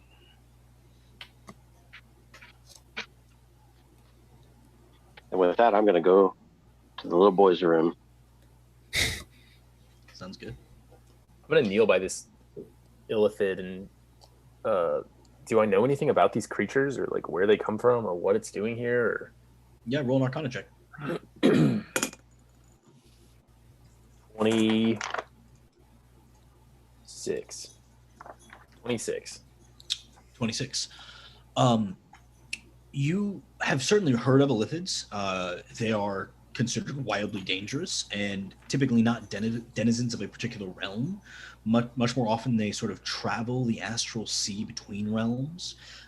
This one sort of catches you off guard as it seems to spawn a pattern, as the last thing you thought is also some sort of unnatural aberration. And it seems like this may be some vault of collected aberrations. And in particular, you remember that this place was called the Vaults of Communion. And you fear now what it is exactly that these tabaxi were communing with and where from they might have been. As these sort of creatures are definitely not denizens of this plane normally, it is probably some sort of unnatural aberration from a far-off plane that they have been contacting, and with it has been spawning these portals, bringing things to this realm. You think this one may have been interested in the ley line, but hard to say without talking to him directly. I mean, he certainly was doing some sort of investigation in this room. You do see these 6 large pedestals, each with their own sort of interlocking geometric shapes. You think, he was probably looking into those for some reason or another, but hard to say. I kind of look at Tick and I say, "Are your wounds healed?" Yes, pretty much. I would say they are mostly healed, although not as healed as they were this morning, but more healed than they were a couple minutes ago, for sure, is what I would say in answer to that question of whether or not my wounds are healed. You're lucky you're not dead. Well, luck is sort of my thing. It is. I told Alec you both would be fine, and I'm glad he listened, right, Alec? I have faith in your abilities, each of you, but there was once a time when I said I would not follow you and die in some hellhole because of stupid actions that are taken by others. And if you do that again, I can't promise I'll follow you in. We've sacrificed a lot to get this far, and to throw our lives away so quickly and easily I just kind of like sulk away. I'm usually a squeaking beacon of happiness, but I kind of like, Well, I guess we should get moving now. I kind of like pause for a minute and I look back and I say, what do you make of these? I kind of like try to change the subject after being a dick. and I immediately look around to the smarter people in the room. It looks like some puzzle of some kind, obviously, but I don't know what would happen if we were to solve it. I don't know if it would be in the best interest to leave it as it is.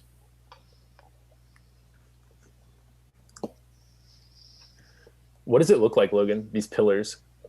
Yeah, so each pillar is, well, I mean, the pillars themselves aren't interesting at all, but the things on top of the pillars are these sort of odd, they look like glassy, some sort of odd, like geometric shapes with these multifaceted aspects to them. They're all very odd, and they definitely look like they like click together. Like, it doesn't look like it would be a difficult puzzle to solve. I mean, they all look like they click directly together. And it looks like they would form some sort of large, multifaceted mass that has certain aspects that resemble creatures of like large fish and whales, but it doesn't look like it's either of those for sure. Fuck. We could attempt to assemble this, or we could move on. But whatever we do, we should assume that every single chamber in this room has some type of enemy in it. It looks like a fairly easy fix. The first room you were in didn't have any enemies. It's true. 2 for 3, though. It's a high percentage, I'll say.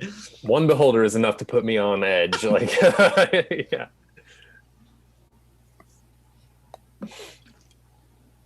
I kind of look around. Should we assemble it, or should we move on? I'm curious to see what happens. I say we assemble it. We've gone through the stress of killing the opponents in this room. Surely there could be some reward. I'm gonna try to like use Mage Hand to like assemble it correctly. Maybe. Yeah.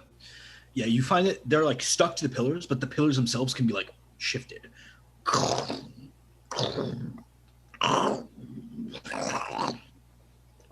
You collect them all, and there's this moment where you see the seams between it just close perfectly.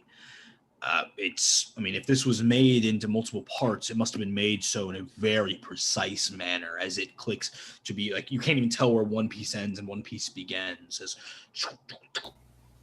it fuses together.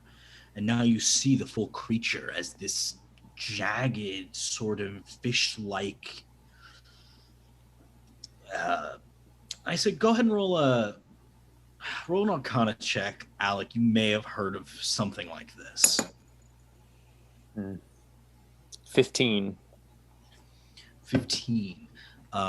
These are ancient creatures, things that have not wandered this plane of existence for a very long time. Once it is fully assembled, you see this is a very jagged, probably artistic rendition of an aboleth.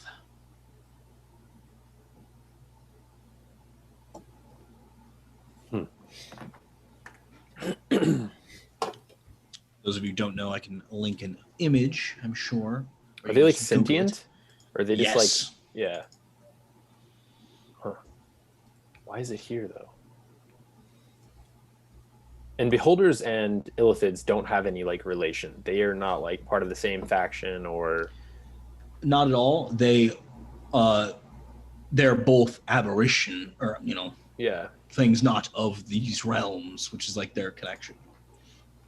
I say, as I'm kind of looking up at this aboleth. Sorry, go ahead, Logan. This too, I will say, would have been an aberration, the same style of creature, these exotic, non-planar beasts. I'm kind of looking at it, and I say, an aboleth. We're in a collection or a museum of some kind. And I found it. Not just this chamber, Tick Tick. This entire labyrinth. It's about this time that you see it is very slightly moving. We need to get the fuck out of here. And I will say, looking at it, you now see that these jagged sort of exit areas are a casing of some kind. This aboleth has been encased in some sort of amber. Maybe we should talk to it. It might know where the ley line is, because the last person in this room seemed to know where it was. Maybe. What if it tries to kill us? Well, then we tick it up.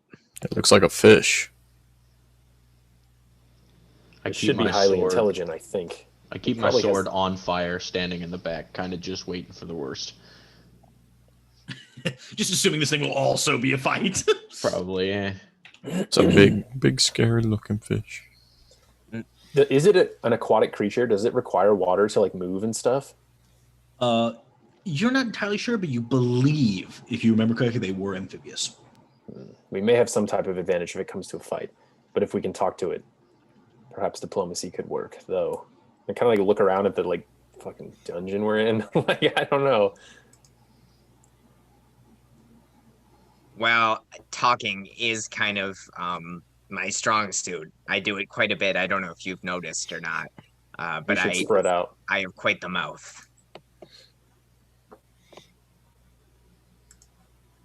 Does it seem like it's coming to life quickly, or is it going to take like hours? No, it doesn't seem like it's coming to life at all. It looks like it is struggling in this casing of amber. Like it seems like it's held in place. Oh, weird. Does it seem like it will ever escape?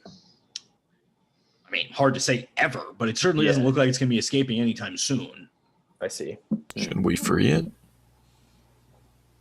I mean, it looks Perhaps stuck in if we there. free it, it would help us. Or it would just I'm going to use my attack divine us. sense to see if it's evil. Good idea. Yes, it is evil. Yeah. I like raise my nose up. I smell it. This thing is evil. We should leave it and move on. Perhaps we can see what it's thinking. I'm going to cast Detect Thoughts on it, and maybe like I'm not going to put my hand on the amber. No, not going to happen. I just kind of like do one of these and like try to detect its thoughts. Detecting thoughts. Is that do I get a save against that of some kind? Hold on one second. Let's see here. You can, for the duration, you read the thoughts of a certain creatures when you cast a spell each turn until the spell ends. You can focus your mind on any creature you can see within 30 feet. If it has intelligence of 3 or lower, it's unaffected. Let's see. It just says you initially learn the surface thoughts of a creature. What's most on its mind at that moment? Okay. It is currently thinking, if only these people would try to come in contact with me, I could use them to get free. I could help them. They could help me. Mm-hmm. I'm going to probe deeper as an action. Okay. So is this where I get a save? I know somewhere I get a save here, right? Yeah. Let's see. The target must make a wisdom saving throw. Wisdom? Oh, that's so bad for me. 11? Nah, it's going to fail. Okay. It is currently plotting using its innate ability to probe you telepathically to learn your greatest desires, and then with those convince you to let it free. It does not seem to have ill intent for you. It just wants to basically bribe you with your, greatest desires to let it free. And it seems like relatively willing to do nice things for you, but it's going to oversell its abilities for sure in an effort to get free. Okay. It also, now you're looking deeper, was in great pain when it was split into 6 pieces, and that has recently been relieved. And it is very grateful that it is no longer in the pain of being split into 6 pieces. I'm going to speak out loud, kind of like loudly in the room. I mean, it's encased, so if it has ears, it's probably very muffled. I don't think it can hear my thoughts, like through Detect Thoughts. Nope. I don't think so. But I'm just going to say like, what was I going to say? Oh my God. I will say from from communicating with or from understanding its thoughts, you need to touch the amber to speak with it. It is some sort of blocking mechanism that prevents its telepathy. Maybe if I got this creature out, then we could talk to it. Because I'm pretty sure I could get it out. Not yet. It says if you speak to it, it will like naturally change its thoughts to whatever you are talking about. Yeah. I'm gonna say, do you know where the ley line is? Like loudly. If it's encased, maybe it'll kind of hear muffled what I'm saying. Yes. So immediately it starts thinking about ley lines, and it seems to know a lot about ley lines. You don't get much because the way that it thinks is so out of this world. It's so bizarre. It thinks about ley lines in ways that you might think about extraterrestrial travel, in that it knows a lot about them and that they exist, but it doesn't know how to do them or how they work or anything. It thinks about them as very interesting and bizarre, but cool. Like, it likes ley lines, it seems.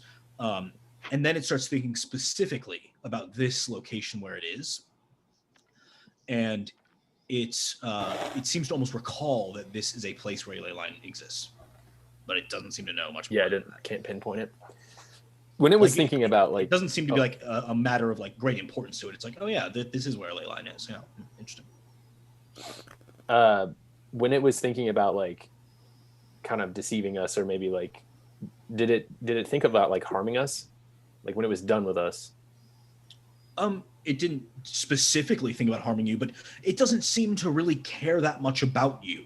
I mean, it's like, it's only thinking about getting free. Like when it was thinking about that process, it wasn't thinking, oh, then what am I going to do with them? It was like, then I'll be free. Then I will no longer be encased in this amber. You know, it's like a one thought, single track mind. Right. It seems to have been stuck in here for a long time.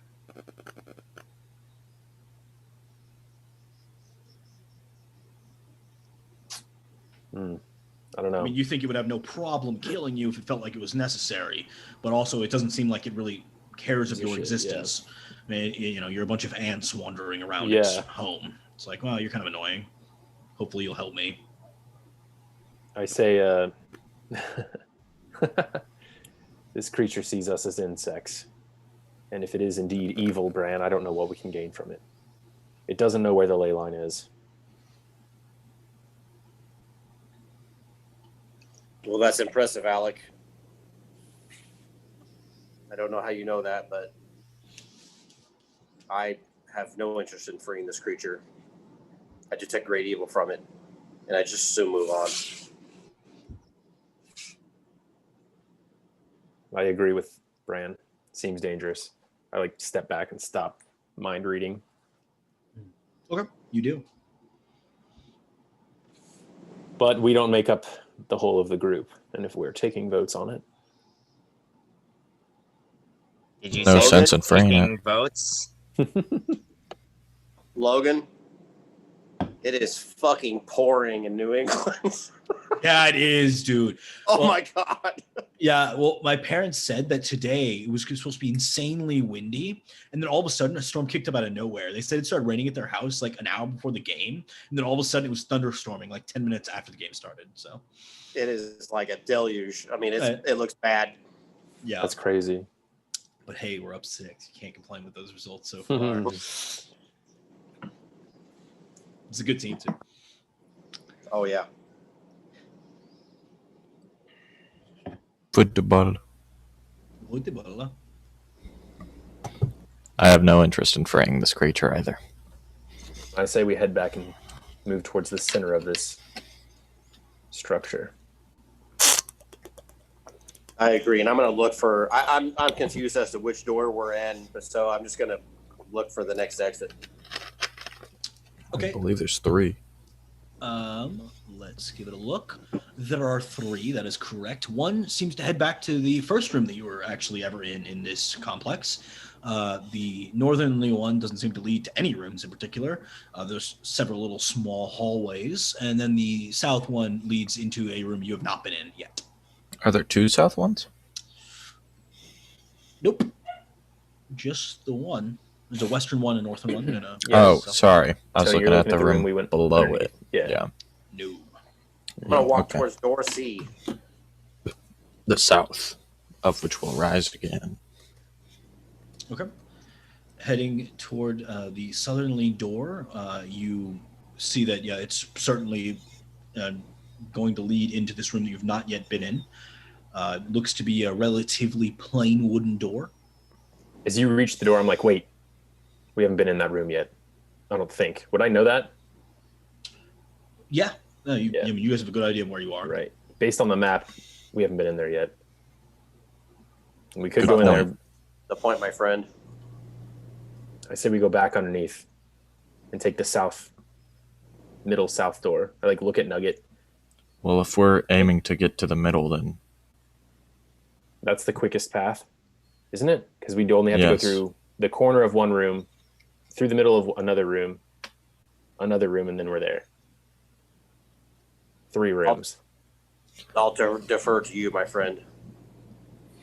Lead the way. I make a flame in my hand and I go back under the tunnel path that we just went through. Oh shit! Those fucking swinging axes are still there. That is correct. You do make your way back through this tunnel, and you do see the two blades still swinging away. The door, I suppose now would be to your left, is locked down. You see the iron portcullis there. The other door is completely destroyed, which is news to a couple of you as you approach. You see this doorway completely melted away. Be careful. There's clearly something powerful at work here. Go stealthily, my friends. As Can they I all go, step more than myself? I don't know. I'm not sure on this Dell. I don't think so, but it's possible. It doesn't say such, but Then no. okay. I would like to, as everyone's going into the cavern, below,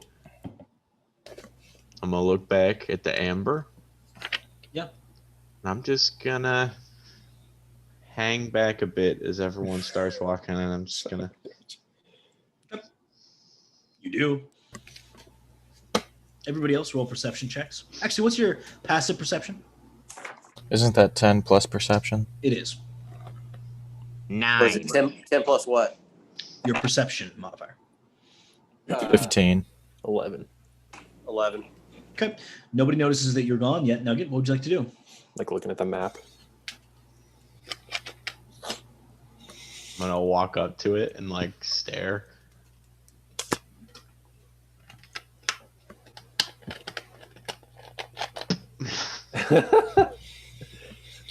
Upon touching it, you immediately feel connected to this creature. And you hear in your mind, "Well, hello. It's a pleasure to meet you, Nugget. You've been sent here for a reason. I'm gonna look behind me cautiously, is Alec here? Okay. You are going to finally become a dragon." Wait. There's something I want even more than that. I'm saying this in my mind. Is there? Because it would know. I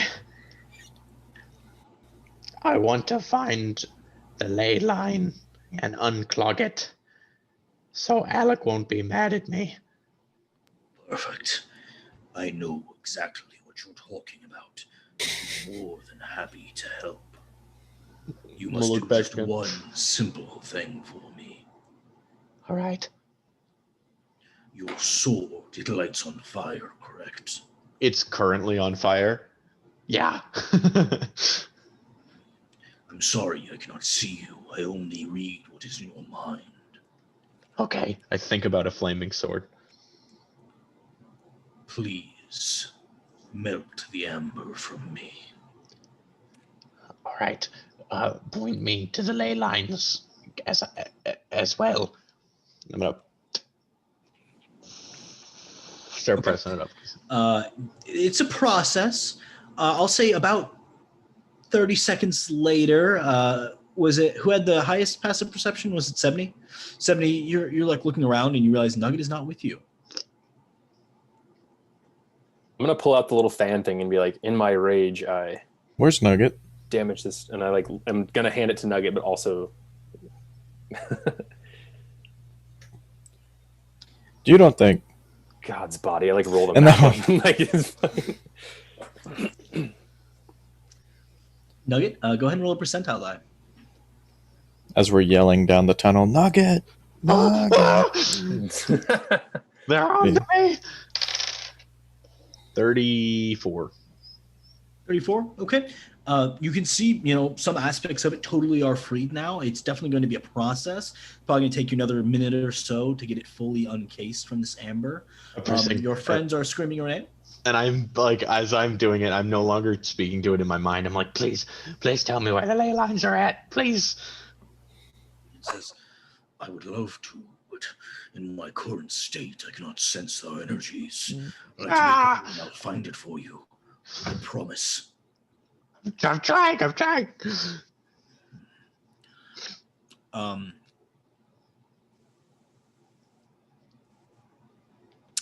gonna run back that way. Okay. I think we already were. I thought we already were. As it sees your friends getting close, it is going to attempt to enslave you, Nugget. Oh my god. I need you to roll a wisdom saving throw. That's my bad. Did it know we had ill intent? A non-natural 1. Okay, so you are now hell-bent on releasing it. You all see as Nugget turns around and essentially is now pledging fealty to this creature. I innately throw an ice javelin, not at him, but at like the sarcophagus of the embers. Okay, go ahead and roll for that attack. It's a 25. Okay, so you see Nugget attempts to get in front of it, but fails to do so, and it does hit home, refreezing some of the amber that had been melting away. No, you don't understand. We have to free him.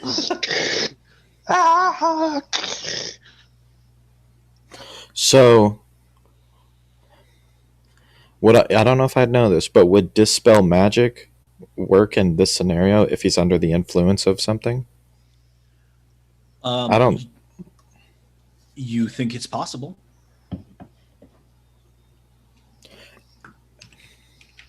No, I'm just gonna run up to Nugget and be like, "Get a hold of yourself." Not trying to attack him though. Yeah, so it would work here. Choose any creature, object, or magical effect within range. So this would be magical effect. And if it is lower than 3rd level, it ends. Okay, and that's a 3rd level I've used. Yeah, I'm willing to spend it. Yeah, I'll cast Dispel Magic on Nugget. Okay. In that case, it's Nugget. You spring back into normalcy and realize that you have been magically enslaved by this creature. Are you back? It immediately starts saying, "You don't understand. I need to be free to help you. I was only doing what ensured my freedom." I'm sorry, Alec. I was trying to find the ley lines so we wouldn't have to walk around any more rooms, and because you said you don't want us to die, and I plunge another ice javelin into it. Yeah. So it's not unfreezing at this moment anymore. It's like we've retrapped it, or 70 basically. Yeah, I mean, it's certainly less trapped than it was initially. I mean, there's some aspects of it, like you can see some of the fleshy aspects, and you actually see there's this thin, mucosal layer around it. Delicious. I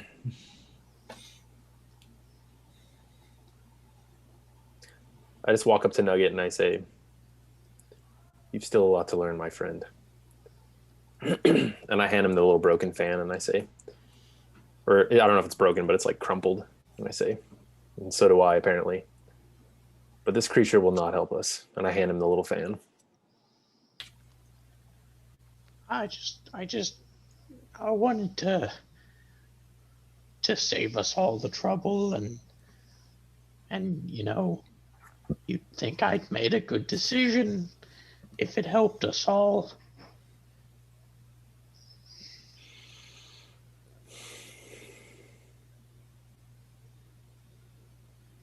I just don't say anything. I'm not mad, Nugget. I'm just a little disappointed. I like kind of walk away back towards and then I stop and I say, "Come on." I hold the fan and I say, so am I. Oh my god. Plunge another ice javelin in it. And then ice, and then I walk away. Man, how can you throw the ball if it's like drenched? You know, it's way worse than it looks too. Yeah. The camera does it justice. Right. Oh, he stopped him. Ooh. Yep. 4th down. It's all on the one play. Yeah.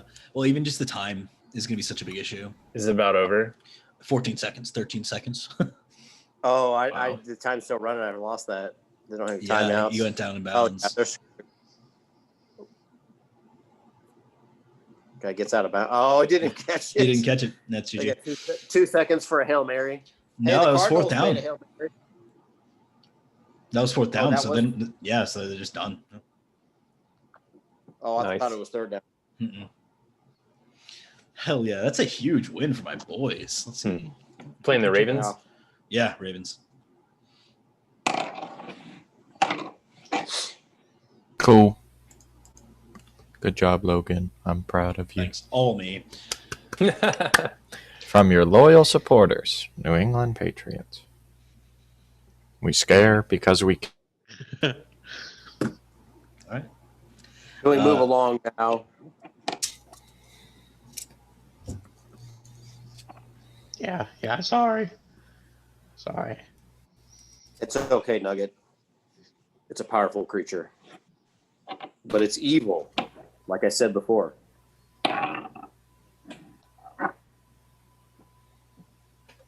Let's move on. Come, my friend. I put my arm around Nugget and cut him towards the exit of the room, the way we went. Thanks. Collectively, you make your way back out of this room. Once again, returning to the swinging blades in the room that you'd originated from.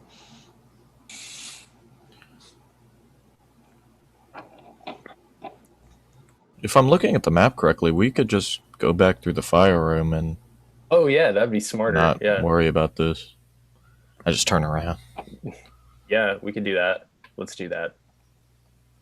But don't light any fires. You can't like look at everyone. Right. I diminish my fire sword. Sounds good. You find the door easily slid down if you'd like to move westernly from the room where you're just in. And you see the hallway there is littered with withered corpses. Wait, where at? Oh, the southern door that we were going to go through? The western door. No, the one we just went through. So there's like okay. a little divide.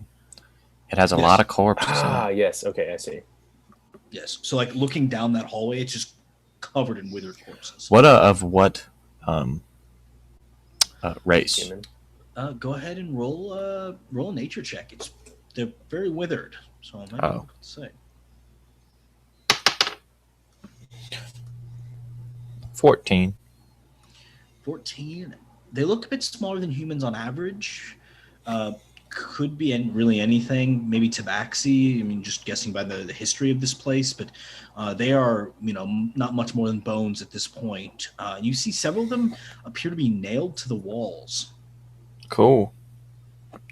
That's awesome. Seems fun. Should we go check it out?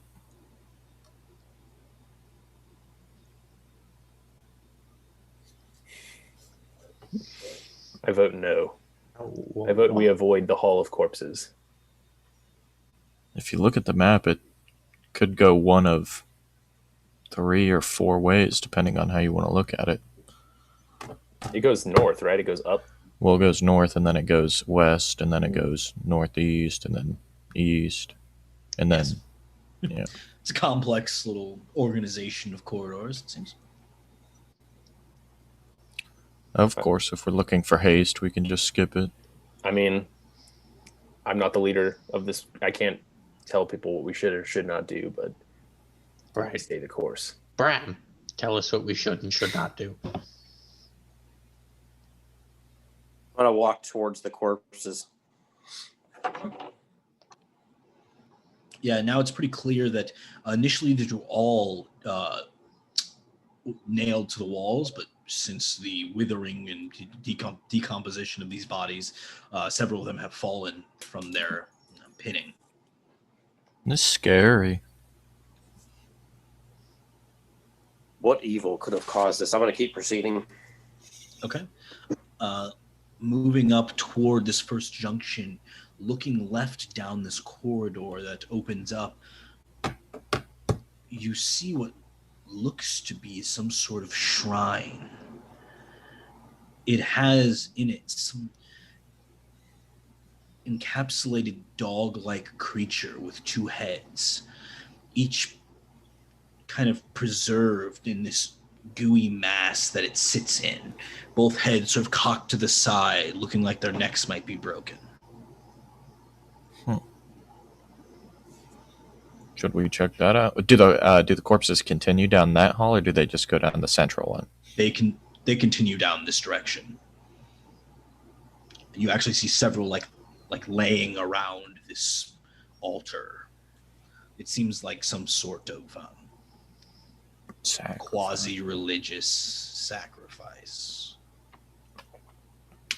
So I am disgusted and intrigued at the same time, and I'm going to walk up and investigate this two-headed dog creature. Okay. I'm not going to touch anything. I'm just going to look for now. Looking at it is clearly constructed, so it's not a natural creature in this type. It is, they've taken the bodies of multiple creatures and mutilated them into this combination, sort of agglomeration of disgust. It's clearly some sort of idol created by the presumably tabaxi that once roamed these halls. Does it seem demonic in nature at all? Just by looking at it. It certainly isn't a demon. This sort of worship is often at least plagued by demonic tendencies. You're guessing that this is not specifically demonic in nature, but I mean, it certainly has that feel. Interesting.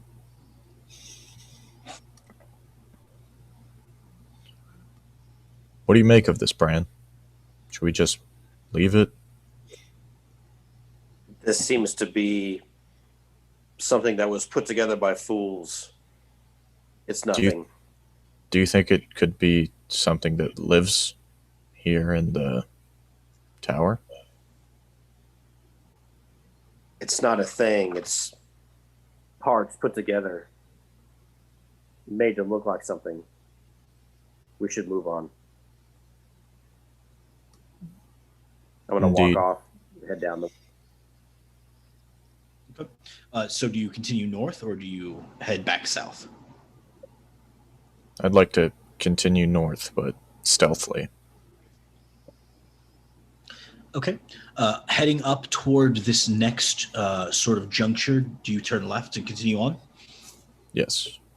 Okay. Go ahead and roll me a dexterity saving throw. Word. I'm going to keep my distance like 10 or 15 feet behind them, just kind of watching, just following their steps. Dexterity saving throw. Not that good. I got an 11. An 11? 14.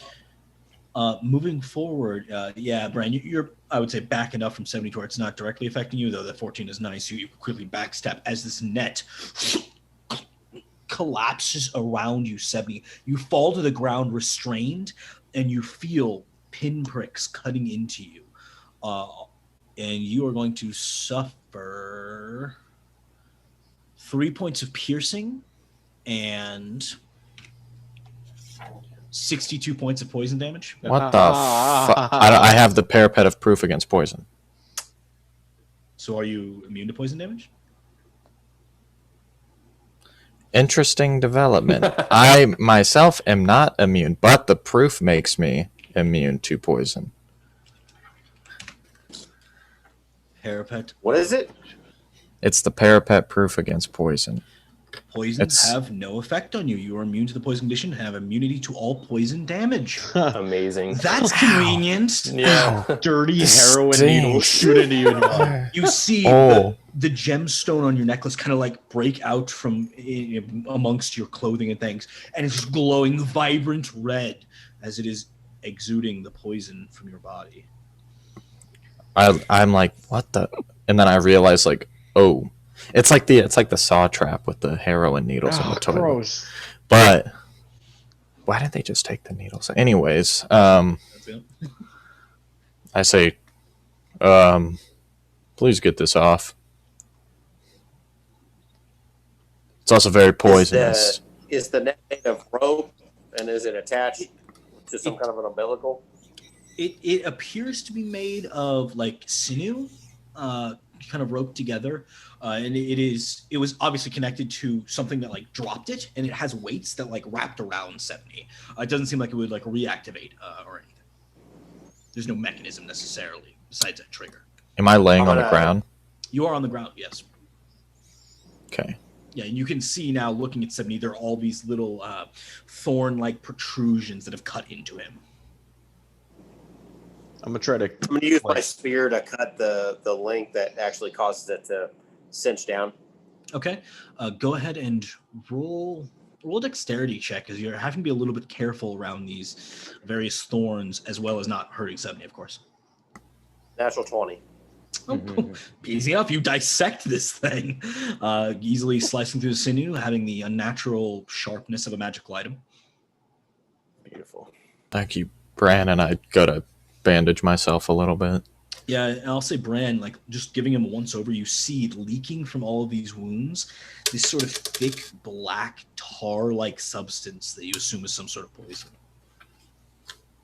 And I don't know that he has this.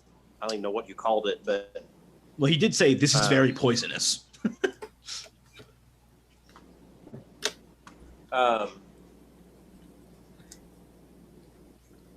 So part of my lay on hands is to cure poison with 5 hit points worth. So I'm going to use that to help expel anything that's left, not knowing that he has, a degree of and protection doing against that, poison. It's definitely expedites the process, as like this poison is like slowly pumping out of the wounds. Now it just kind of like all like glurges out of him into a like puddle on the ground. Yeah, somewhat. But it has like a really viscous consistency, and in parts it almost like balls up.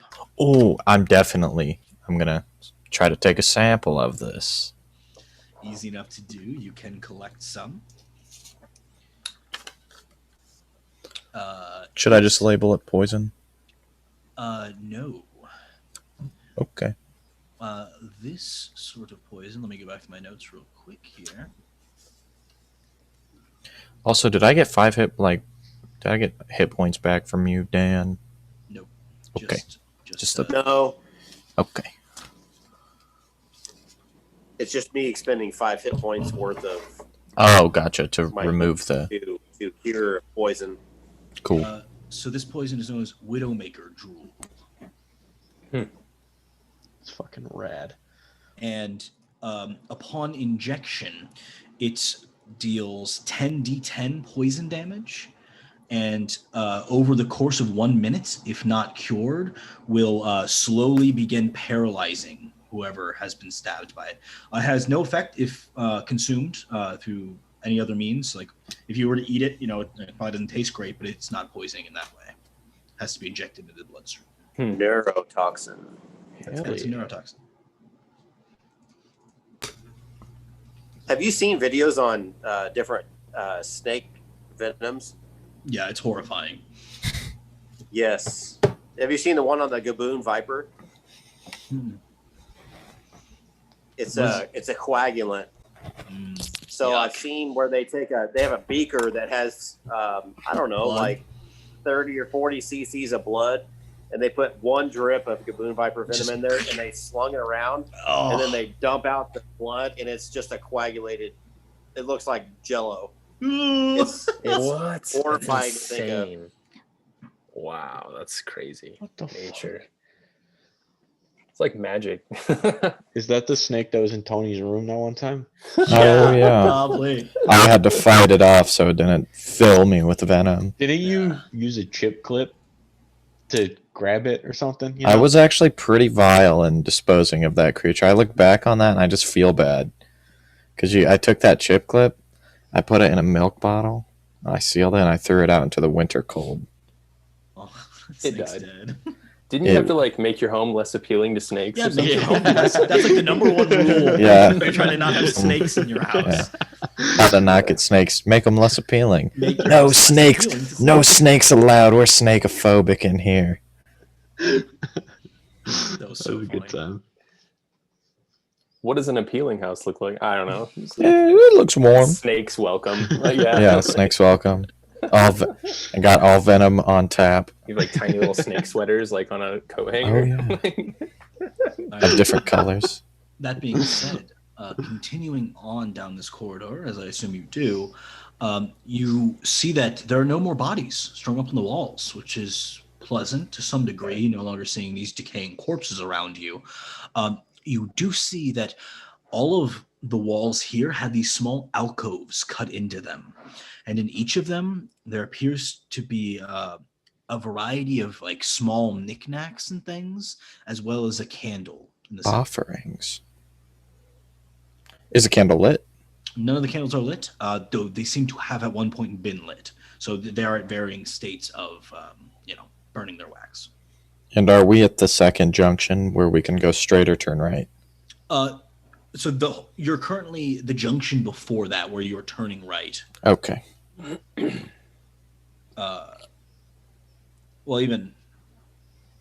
Which junction are you talking about? I was just talking about the one where you could continue west or go south. Or sorry, continue east or go south. Oh no, you're 2 junctions back from that, essentially. So we can go north or east. Your only option is to go east from here. Yeah, so we're in that corner. Oh, so we're in the corner. Okay. Cool. Very cool. Let's go east. You should label each room and resend it out to us. Yeah. Corpse I don't room. know how many rooms there are, but maybe I've got use the it. alphabet. The thing is, I've got it with numbers, but to send it to you with numbers, I think it also includes all the secret rooms and stuff. So it's like, Oh. I think the software I'm using is not good. That's okay. Go ahead and send it. Yeah. Yeah, man. I don't You think know I what, will. Logan? Don't worry about it. But Just send it. anyway, moving around this way, So you're saying there's secret rooms? you've already been through a secret passage. Moving through here, the rest of this area all seems encompassed by these similar offering style alcoves. As you continue on toward the room that you originally came from here, you do see a gigantic iron chandelier hanging above the corridor. That's the only other thing that really catches your interest. I'd like to look around for traps after. Go ahead and roll an investigation. Okay. Oh, wait. 17. 17. Nothing catches your eye. The chandelier's a little out of place, but it doesn't seem like a trap. Cool. I want to climb up the walls with my spiky hands, and I want to jump and grab onto the chandelier. I want a chandelier eye view of the room. Okay, roll an athletics check. Natural 20, 31 total. Wow. You perch on the chandelier, it sort of rocks back and forth. What in the name of Torm are you doing? And you All's see good up here. within the iron-plated chandelier are a series of gemstones that seem to be lit by a central candle. There's like a little unlit candle there and a number of gemstones around it that probably reflect the light. But they look like they can be removed. Yeah, nothing much up here. I'm going to start picking up all the gemstones. If that's $300 or 300 gold pieces worth of gems. Specifically diamonds, maybe.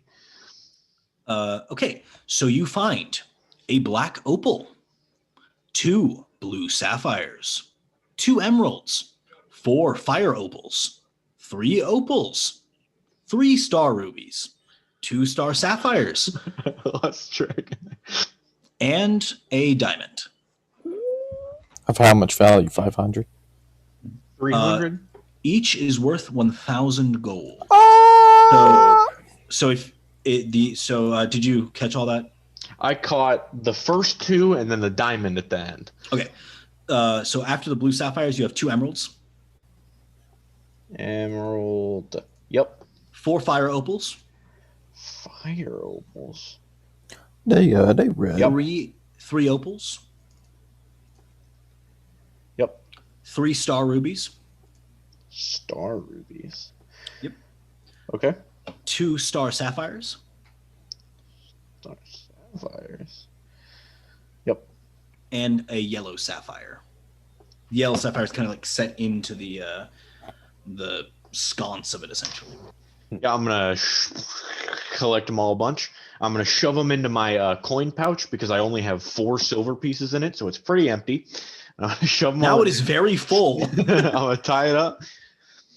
Yeah, just some chandelier business up here. You want me to bring it on down? You want me to cut it loose?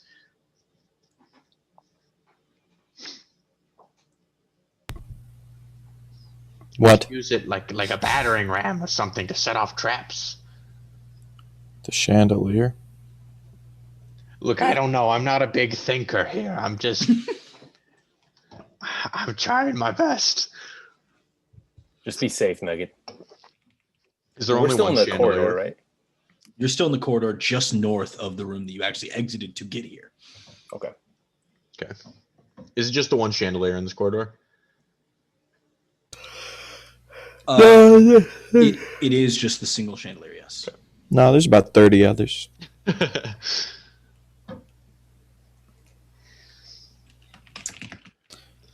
Let's see. Shall we keep pushing forward or should we fall back? We're about to make a full circle, I think. Did we pass that second junction, Logan, Yep. where we can either go You're- straight or right? You are about to make a full circle. Okay. Yeah, might as well complete the circle, right? And just go back to the room with the aboleth in it. Yeah. Okay. You What- do. What if we pushed all the way down that hall, though? Is there anything? Where the dead end is. It's like a Yeah. little dead end.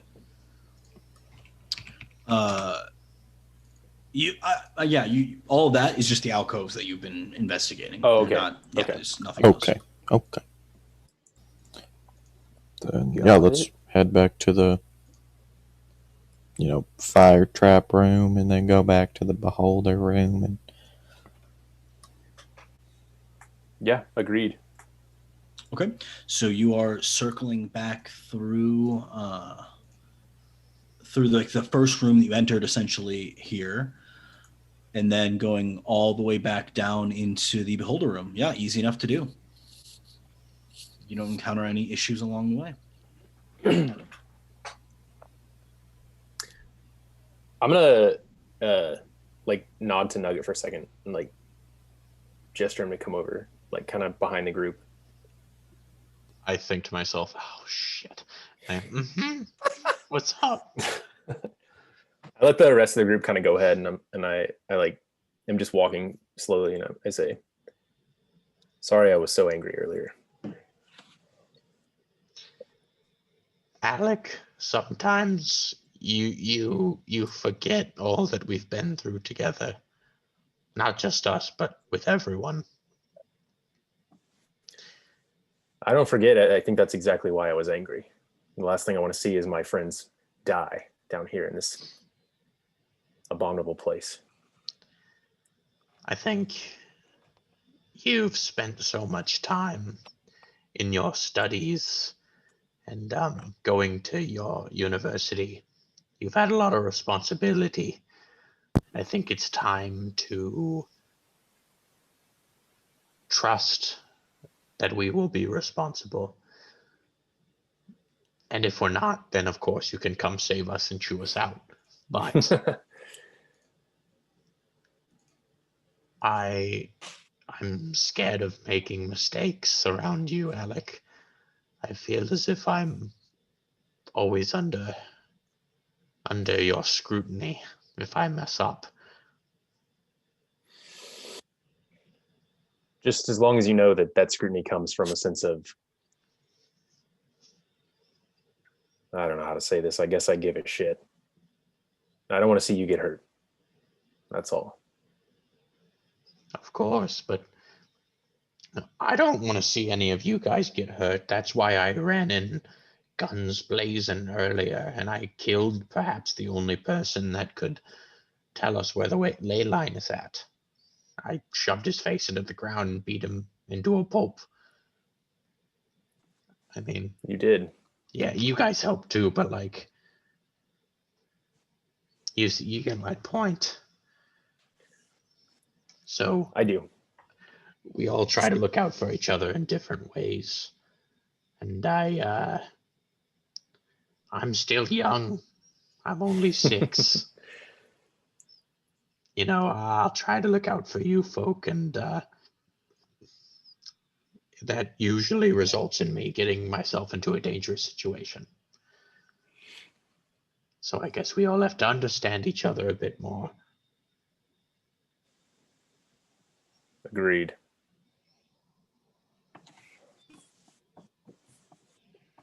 Don't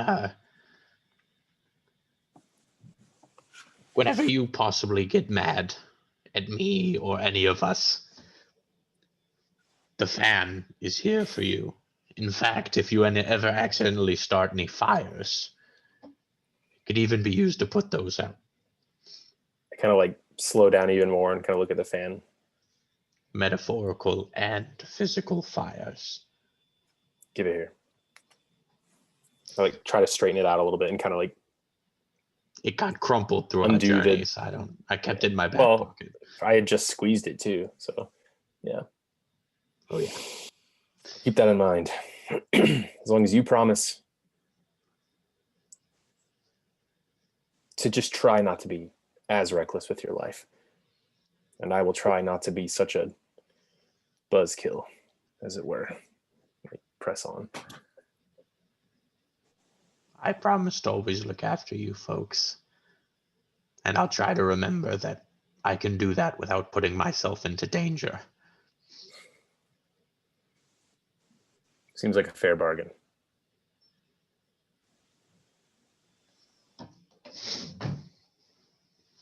I'll catch up with the others, yeah. Yeah. All right, so at this moment, you're back in the Beholder room.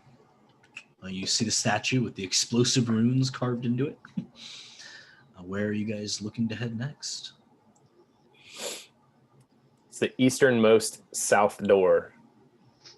Eastern south door. Okay, the easternmost south door. There's only 2 south doors, if I'm not mistaken. Okay, so the easternly south door. The one on the right, or if we're facing it, it's on the left, yeah. Okay. It's an iron door, looks relatively plain.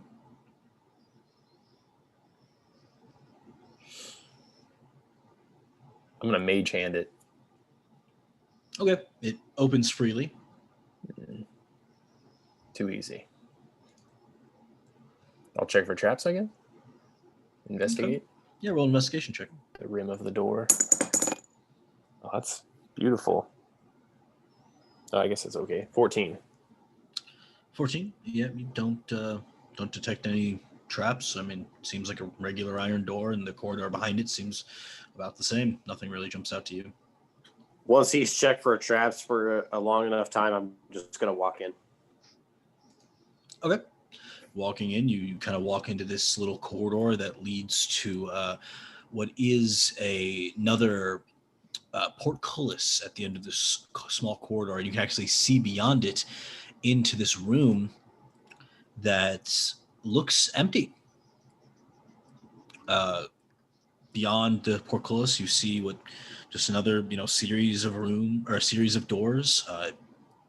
Looks like a big wide open space room that once may have been used as some sort of hall or place to treat guests, but now is completely stripped bare.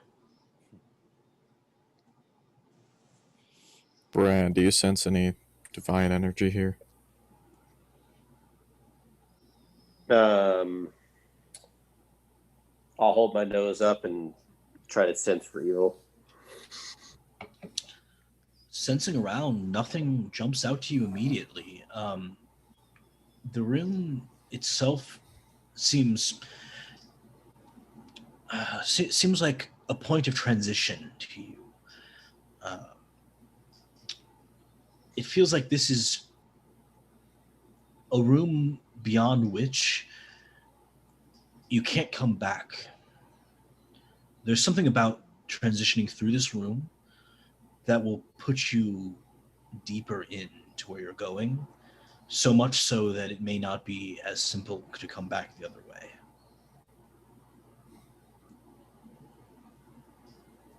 Do not sense evil, but I sense a bit of...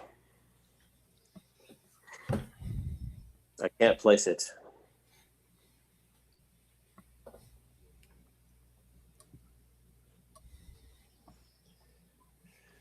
Maybe negativity, low spirits. It's hard to explain. Well, let's not fret. Let's go about it together. I agree. Let's push on. And how many... I've lost track of where we're at. So how many exits are there? 4. This room has 4 obvious exits. It's the very long... 5. Yeah, 5. You're right. But it's the very long, sort of up and down or rectangular room just south of where you've been. As you walk in it, you're all filled with this odd sense. And then go ahead and roll an Arcana check for me, Alec. Yeah, 28. 28. Walking through this room, you suddenly realize that you are standing on a gigantic teleportation circle. And it's too late to get out. Oh, fuck. Like, I've got the map in my hand, and then I, like... Does it teleport us? About a few seconds later, you disappear. All of us? And I need you to roll a percentile die to see where you end up.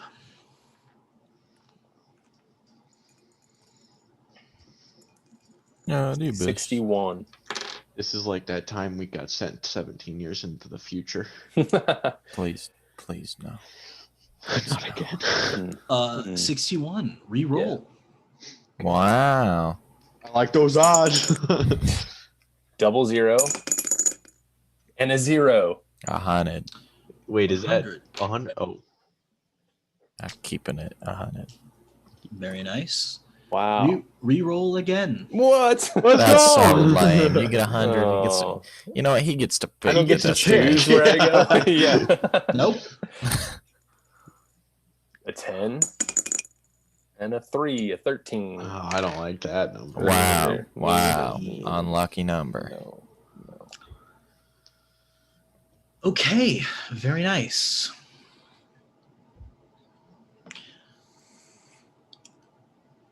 You find yourself, all of yourselves, transported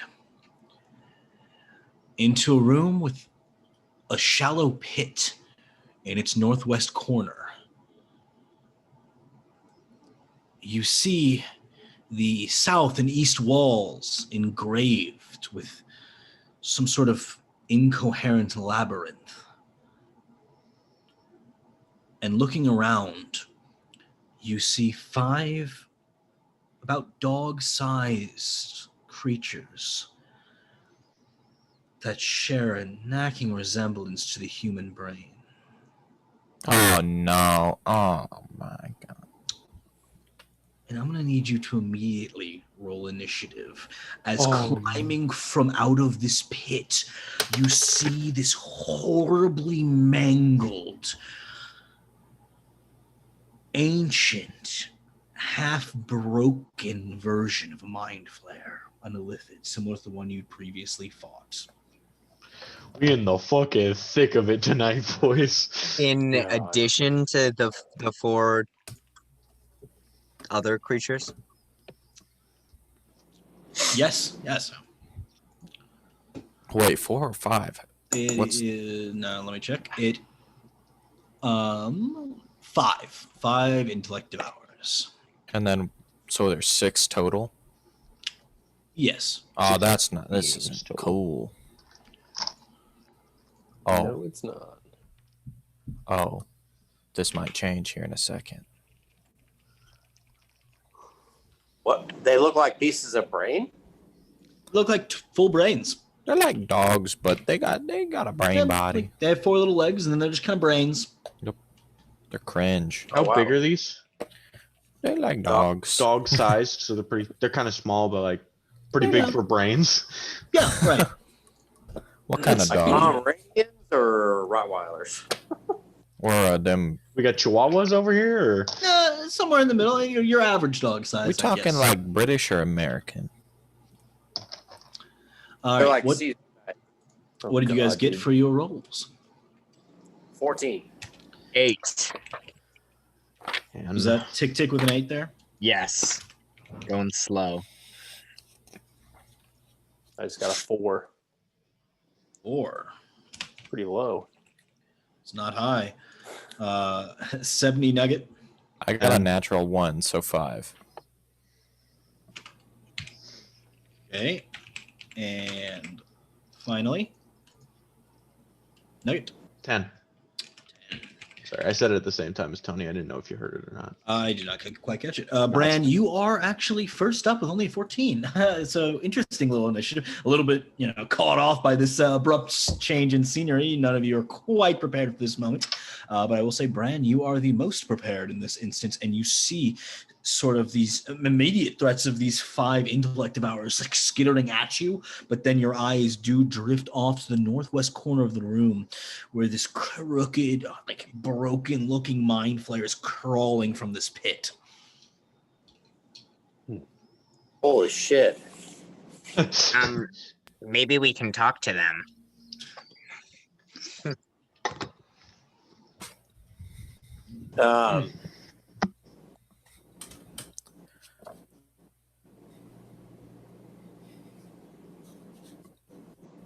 I'm going to throw my spear.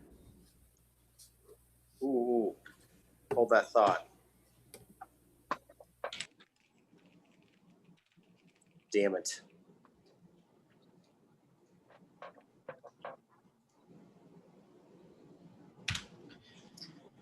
I'm going to activate my spear, knowing that it can be activated, but not knowing exactly what it does. Okay. And for my second action, I'm going to throw the spear at the mind flayer. Why do you have 2 actions? I have 2 attacks. Never mind. As you activate the sphere, you see it begins glowing, this bright turquoise that fades into a deeper green. And you hear in your head the voice of some creature as it says, "This spear was not intended for you." You activate your spear. Anything's a bonus action. Oh, man. I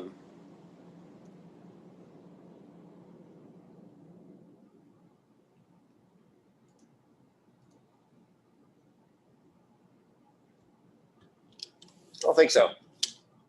Actually, yeah. I'm going to...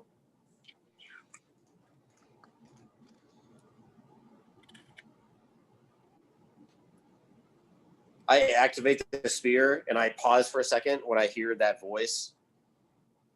And then I look back at the mind flare and I say, "Torm is upon you," which is a vow of enmity. Very nice. It is now the Mind Flayer's turn.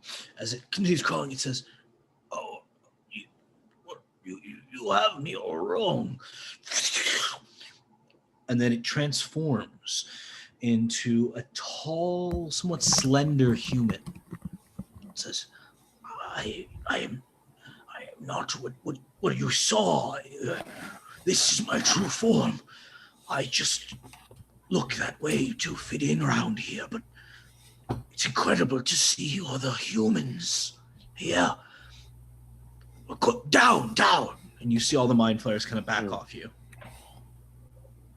Torm, I've heard great things of this god, though I am not a worshipper myself. I'm pleased to meet you. He kind of skitters up to you. You see this sort of like elderly, very slender man. It almost seems like he might have lost a couple of ribs at some point, how like tightly he kind of cuts into this almost hourglass figure. You see the wrinkles cut deep on his face, and he pulls out a pair of eyeglasses and puts them on as this sort of like slicked back silver hair cuts around his shoulders. It's really a pleasure. All my pleasure, all mine. My name is Artem. Are we not an initiative anymore? You still are an initiative, as it is now Nugget's turn. What did he say his name was? Artem. Artem. What do I do? I'm gonna ignite my flame sword. You look very scared. Someone give me the order. I'd like to roll an insight check on this guy. Roll an insight check. It's a 16 minus 1 is a 15. I mean, I would also like to, but I don't know if that has to be my turn. That would be your turn to do so. That's what I was thinking. Nugget, you believe that he is lying to you. I think he's full of it. No, this is my true form. I'm stuck here, just the same as you. I was transported to this room, and I've done some exploring here. It points to these like labyrinths drawn on the walls. I can't find my way out. Tick, your turn. Insight check. Roll an insight check. That's an action, right? It is an action. 19 minus 3, 16. Mm-hmm. You believe he's telling the absolute truth, and on top of that, feel extremely sorry for this old gentleman who's probably been caught here a number of years. I mean, he's been charting on the walls. He's been here so long, just trying to escape. This is just terrible. We need to help this man. He's clearly in the same situation as us. Yes, and I do know some paths I could show you. And he points to these complete indecipherable scribblings on the walls of like where all these corridors intertangle and things. I think these markings on the walls probably make sense to Tick Tick, but not in the way that this man intended. So Tick Tick just starts nodding along, and he's going to pull out like a piece of paper and start to mark down these markings. Yeah. You get like the first little corner done. You think it would probably take, a couple of days to really get a good grasp on everything being drawn here. That is Tick Tick's turn. Alec, down to you. I'm just going to strafe off to the right a little bit. I'm going to pull my chain out and just kind of be like swinging it, like, and I'm going to hold my action. Can I hold an action so that if any creature becomes hostile, I can hit that creature? Sure. Actually, if any creature becomes hostile, I want to hit the illithid with my chain. Sure. Yeah. But I'm just going to be like casually swinging it. Okay. As you do this, you see all the 5 intellect devours kind of go like surround Artem, and he says, "Oh, these are friends. These are friends of ours. You be good, boys. Be good." 70, your turn. Where in the labyrinth are we? Well, that's just the thing. If I had a map, I'm sure I could pin it down, but I don't have the map of the entire structure. I believe that we're deep within it. It's so confounded. How do you get out of this room? Well, there's a number of exits. I've tried each of them, as you can imagine, many times. And he points to the surrounding area of the room, and you see what looks to be a total of four doors, yeah. And he points to, and he says, "There's a secret door there as well. But collectively, they all seem to converge back everywhere I go. I end back here in this room." Artem, let me see your portion of the map. We have one of our own. He points to the 2 walls. It is all I've ever done, charting and finding. I compare it to my map and see if I can make any draw any connections. Yeah, roll an intelligence check with disadvantage, as it is so confusing. Yeah, there's a total of 5 doors, including the secret door. Yes. 9. You have no clue. Based off of his, unreadable drawings, you could be just about anywhere. But yeah, he does like people. It's not a map.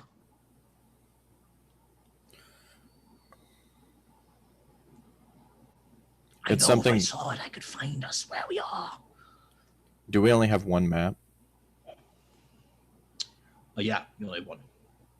But I'm assuming, to compare, you'd have to be holding the one map. Right. I say, it's sort of a map. It's something we've come up together as we've ventured through. We're seeking the middle. The middle? Well, I'm sure I could get you there. It's hard to say where the middle is. And he kind of looks up to his 2 walls of drawings. I would say around there. And he just points to a random room. Yeah. I'd like to insight to see if he's just spouting nonsense to similar to the I can't remember the Lilith or whatever, Aelith. Aboleth, yes. Similar to that, I want to see if he's just spouting nonsense to get him out of here. Sure. Go ahead and roll an insight check. Oh, that was rather poor. 12. Sorry, 13. I mean, you think he's confused. He's got a lot of corridors drawn on this wall. More corridors than can exist in this entire dungeon for sure, just based on the map you have. But he seems, not deceitful. He seems like he's at least wanting to compare. He definitely seems interested in getting out of here. Okay. Well,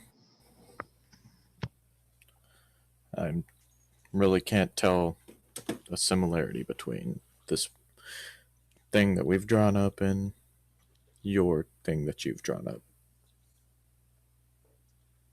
Okay, well, show it to me. Maybe I could find something.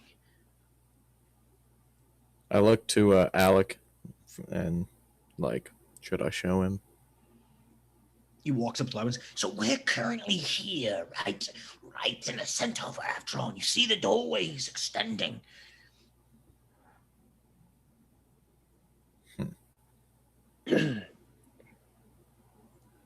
I'm still swinging the chain. Ask Bran. He knows. Oh, yeah. Did he do Divine Sense? I don't think he did on this guy. Oh. It is currently Bran's turn, though. If it's my turn, then I'm going to cast Zone of Truth. Okay, what's the save?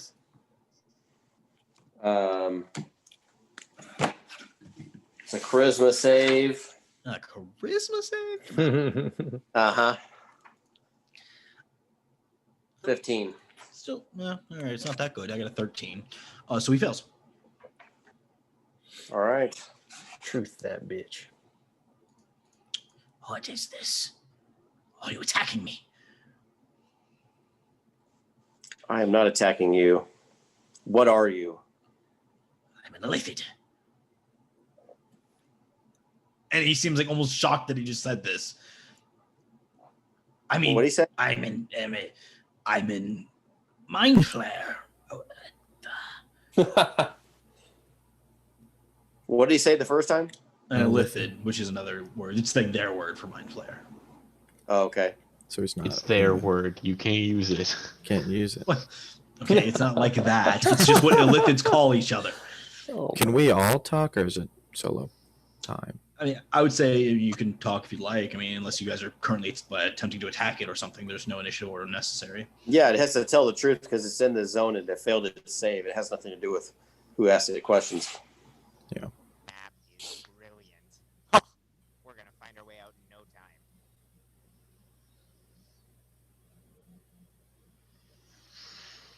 I'm Yes. still just. Good point. I know some of it. He seems like struggling how to not lie in this instance. Says, I have charted a lot of this dungeon. Seems to settle on that one. Would you kill us to escape this dungeon? I don't look to escape. And he's like cuts off. No, keep going. I want to continue my research, okay? Has nothing to do with you. Does it have to do with the ley line? Yes. Do you know where the ley line is? He like looks up to the two walls. Does it look like I know? I guess it doesn't. If I were to show you this map that we have, would you steal it?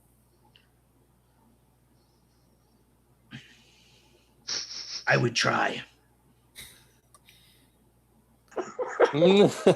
See, I thought he was guilty just by the pause beforehand, let alone his admission. But it needn't be that way. We can work together.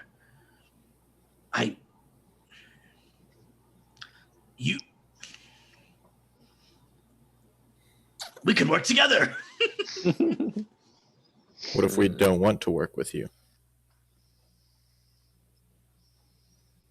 That's okay. What's your studies with the ley lines? What do you want with it? This place is special. We killed another mind flayer too. Do you know of another one in here? There are several. Cool. We also did not free an aboleth. Thoughts on that? Good. Why would you free an aboleth? Just a thought. I'm like, I would not free any more aboleths you find. So if we come across more mind flayers, will they attempt to kill us? Do you guys know about each other? We were initially a collective, an organization. But this place has a way of splitting you up. Do you know anything about the tunnel of bodies nailed to the wall? No. Two-headed beast. I know of several two-headed beasts, but I don't know what you're talking about. We seek to escape this room. You do too. Will you help us? Yes. Will you try to steal this map? I ask again. If the opportunity were to arise, yes. And he's like, Just know that you will die if that happens. And your little pets.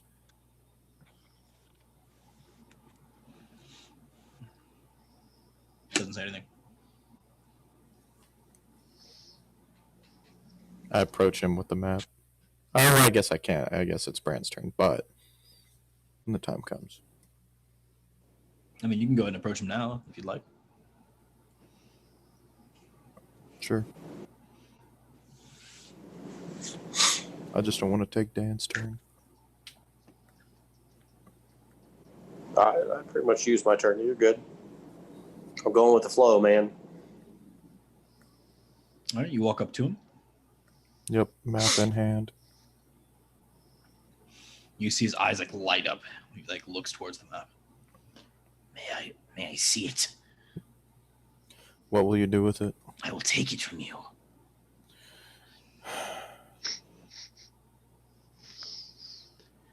No.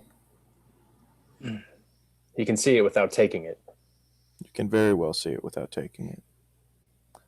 And do you see that chain in my friend's hand? If Yes. you take it, its teeth will sink into you. I see.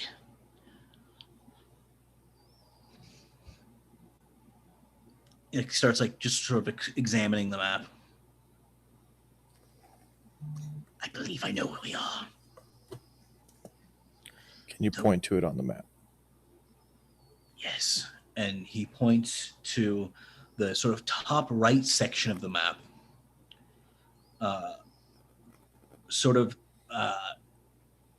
I guess if you're looking like a clock face, it's maybe the 1 o'clock room, which I might be able to show you on the map itself. I got it. Guess I was On the metagaming edge. earlier. This room. Oh, I guess I didn't get it right. Oh, okay. Yeah. Oh, yeah, okay. Yeah. Mhm. I was close. You know, if you are, I look at it compared to the doors. Does it seem to line up? Yes, it lines up. I say, Mind Flayer, we can help you here now that we know where we're at. Great. Is Artem your real name? Yes. Okay. You still didn't tell us what you wanted with the ley line. Continue my research. Which is what? Extraction. Of? Kind of swinging the chain a little bit faster. Magical energy. Used From the ley for?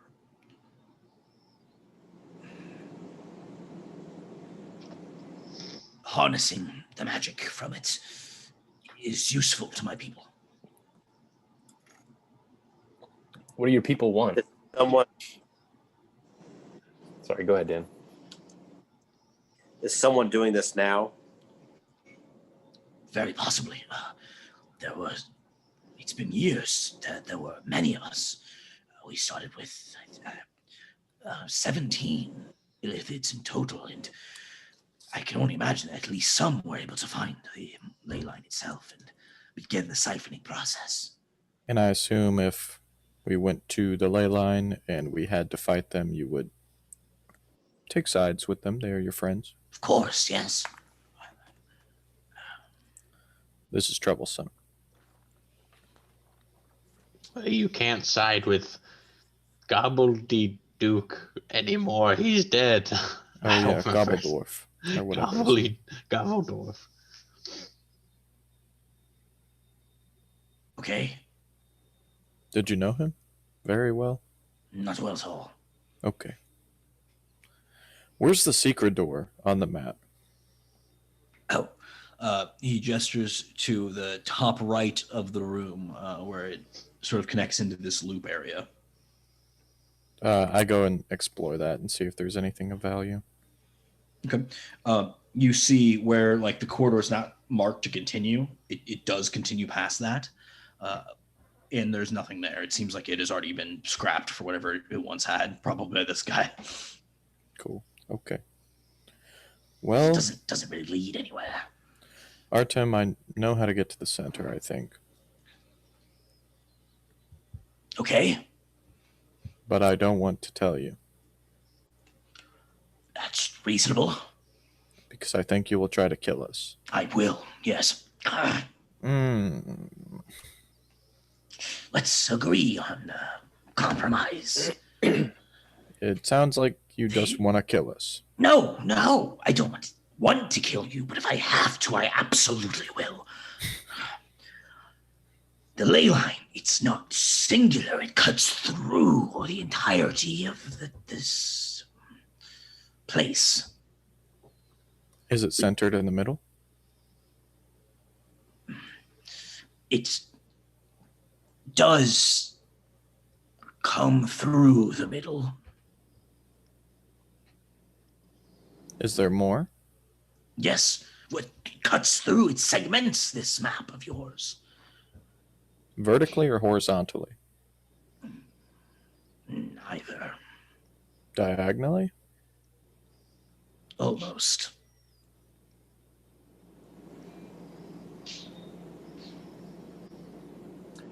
Is it one long...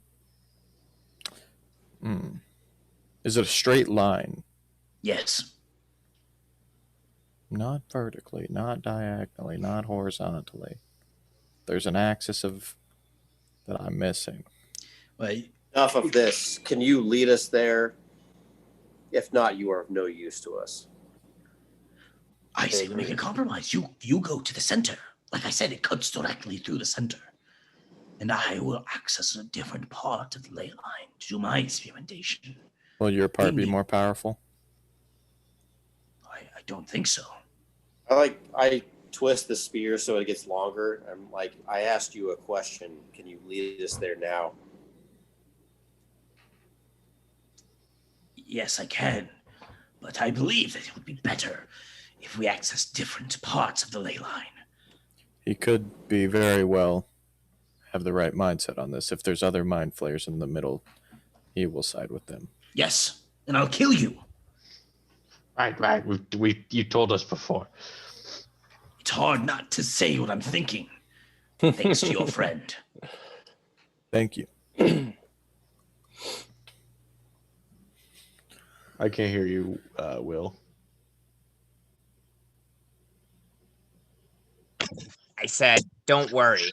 It's hard for me to not say what I'm thinking, too.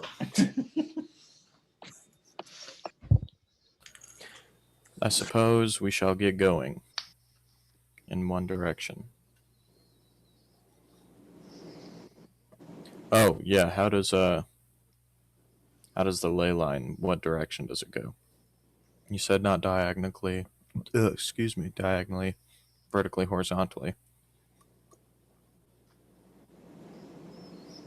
If I'm not mistaken.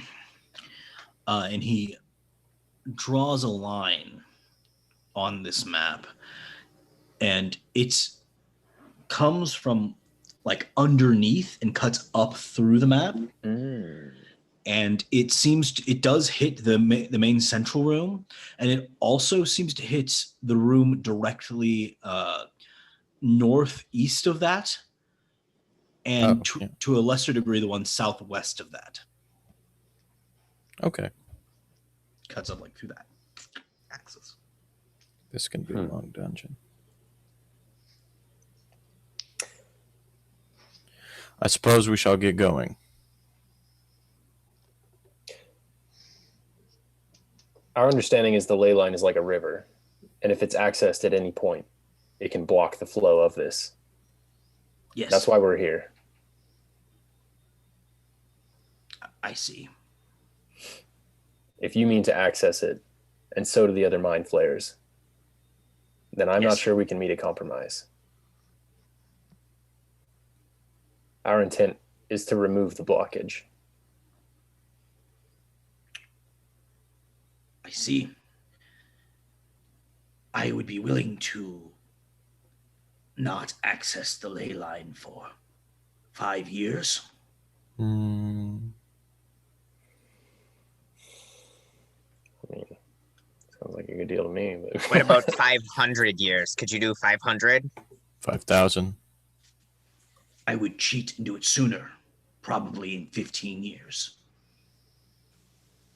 Enough talk. What if I toss? At him. Oh shit! You do what? He chucked the spear at my us. spear. Torm is upon him. Go ahead and roll for that, Zach. All right.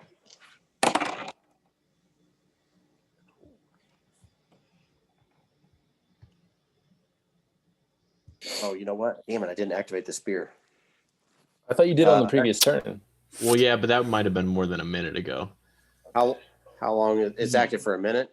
Yeah. I would say it's probably been more than a minute. Yeah, we've been discussing Okay. this for a while.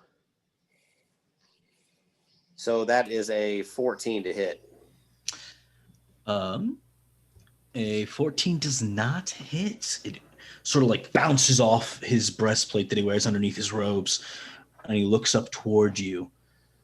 And that is what we're going to have to pick up next time, as you are confronting a Mind Flare Arcanist and his 5 intellect devours.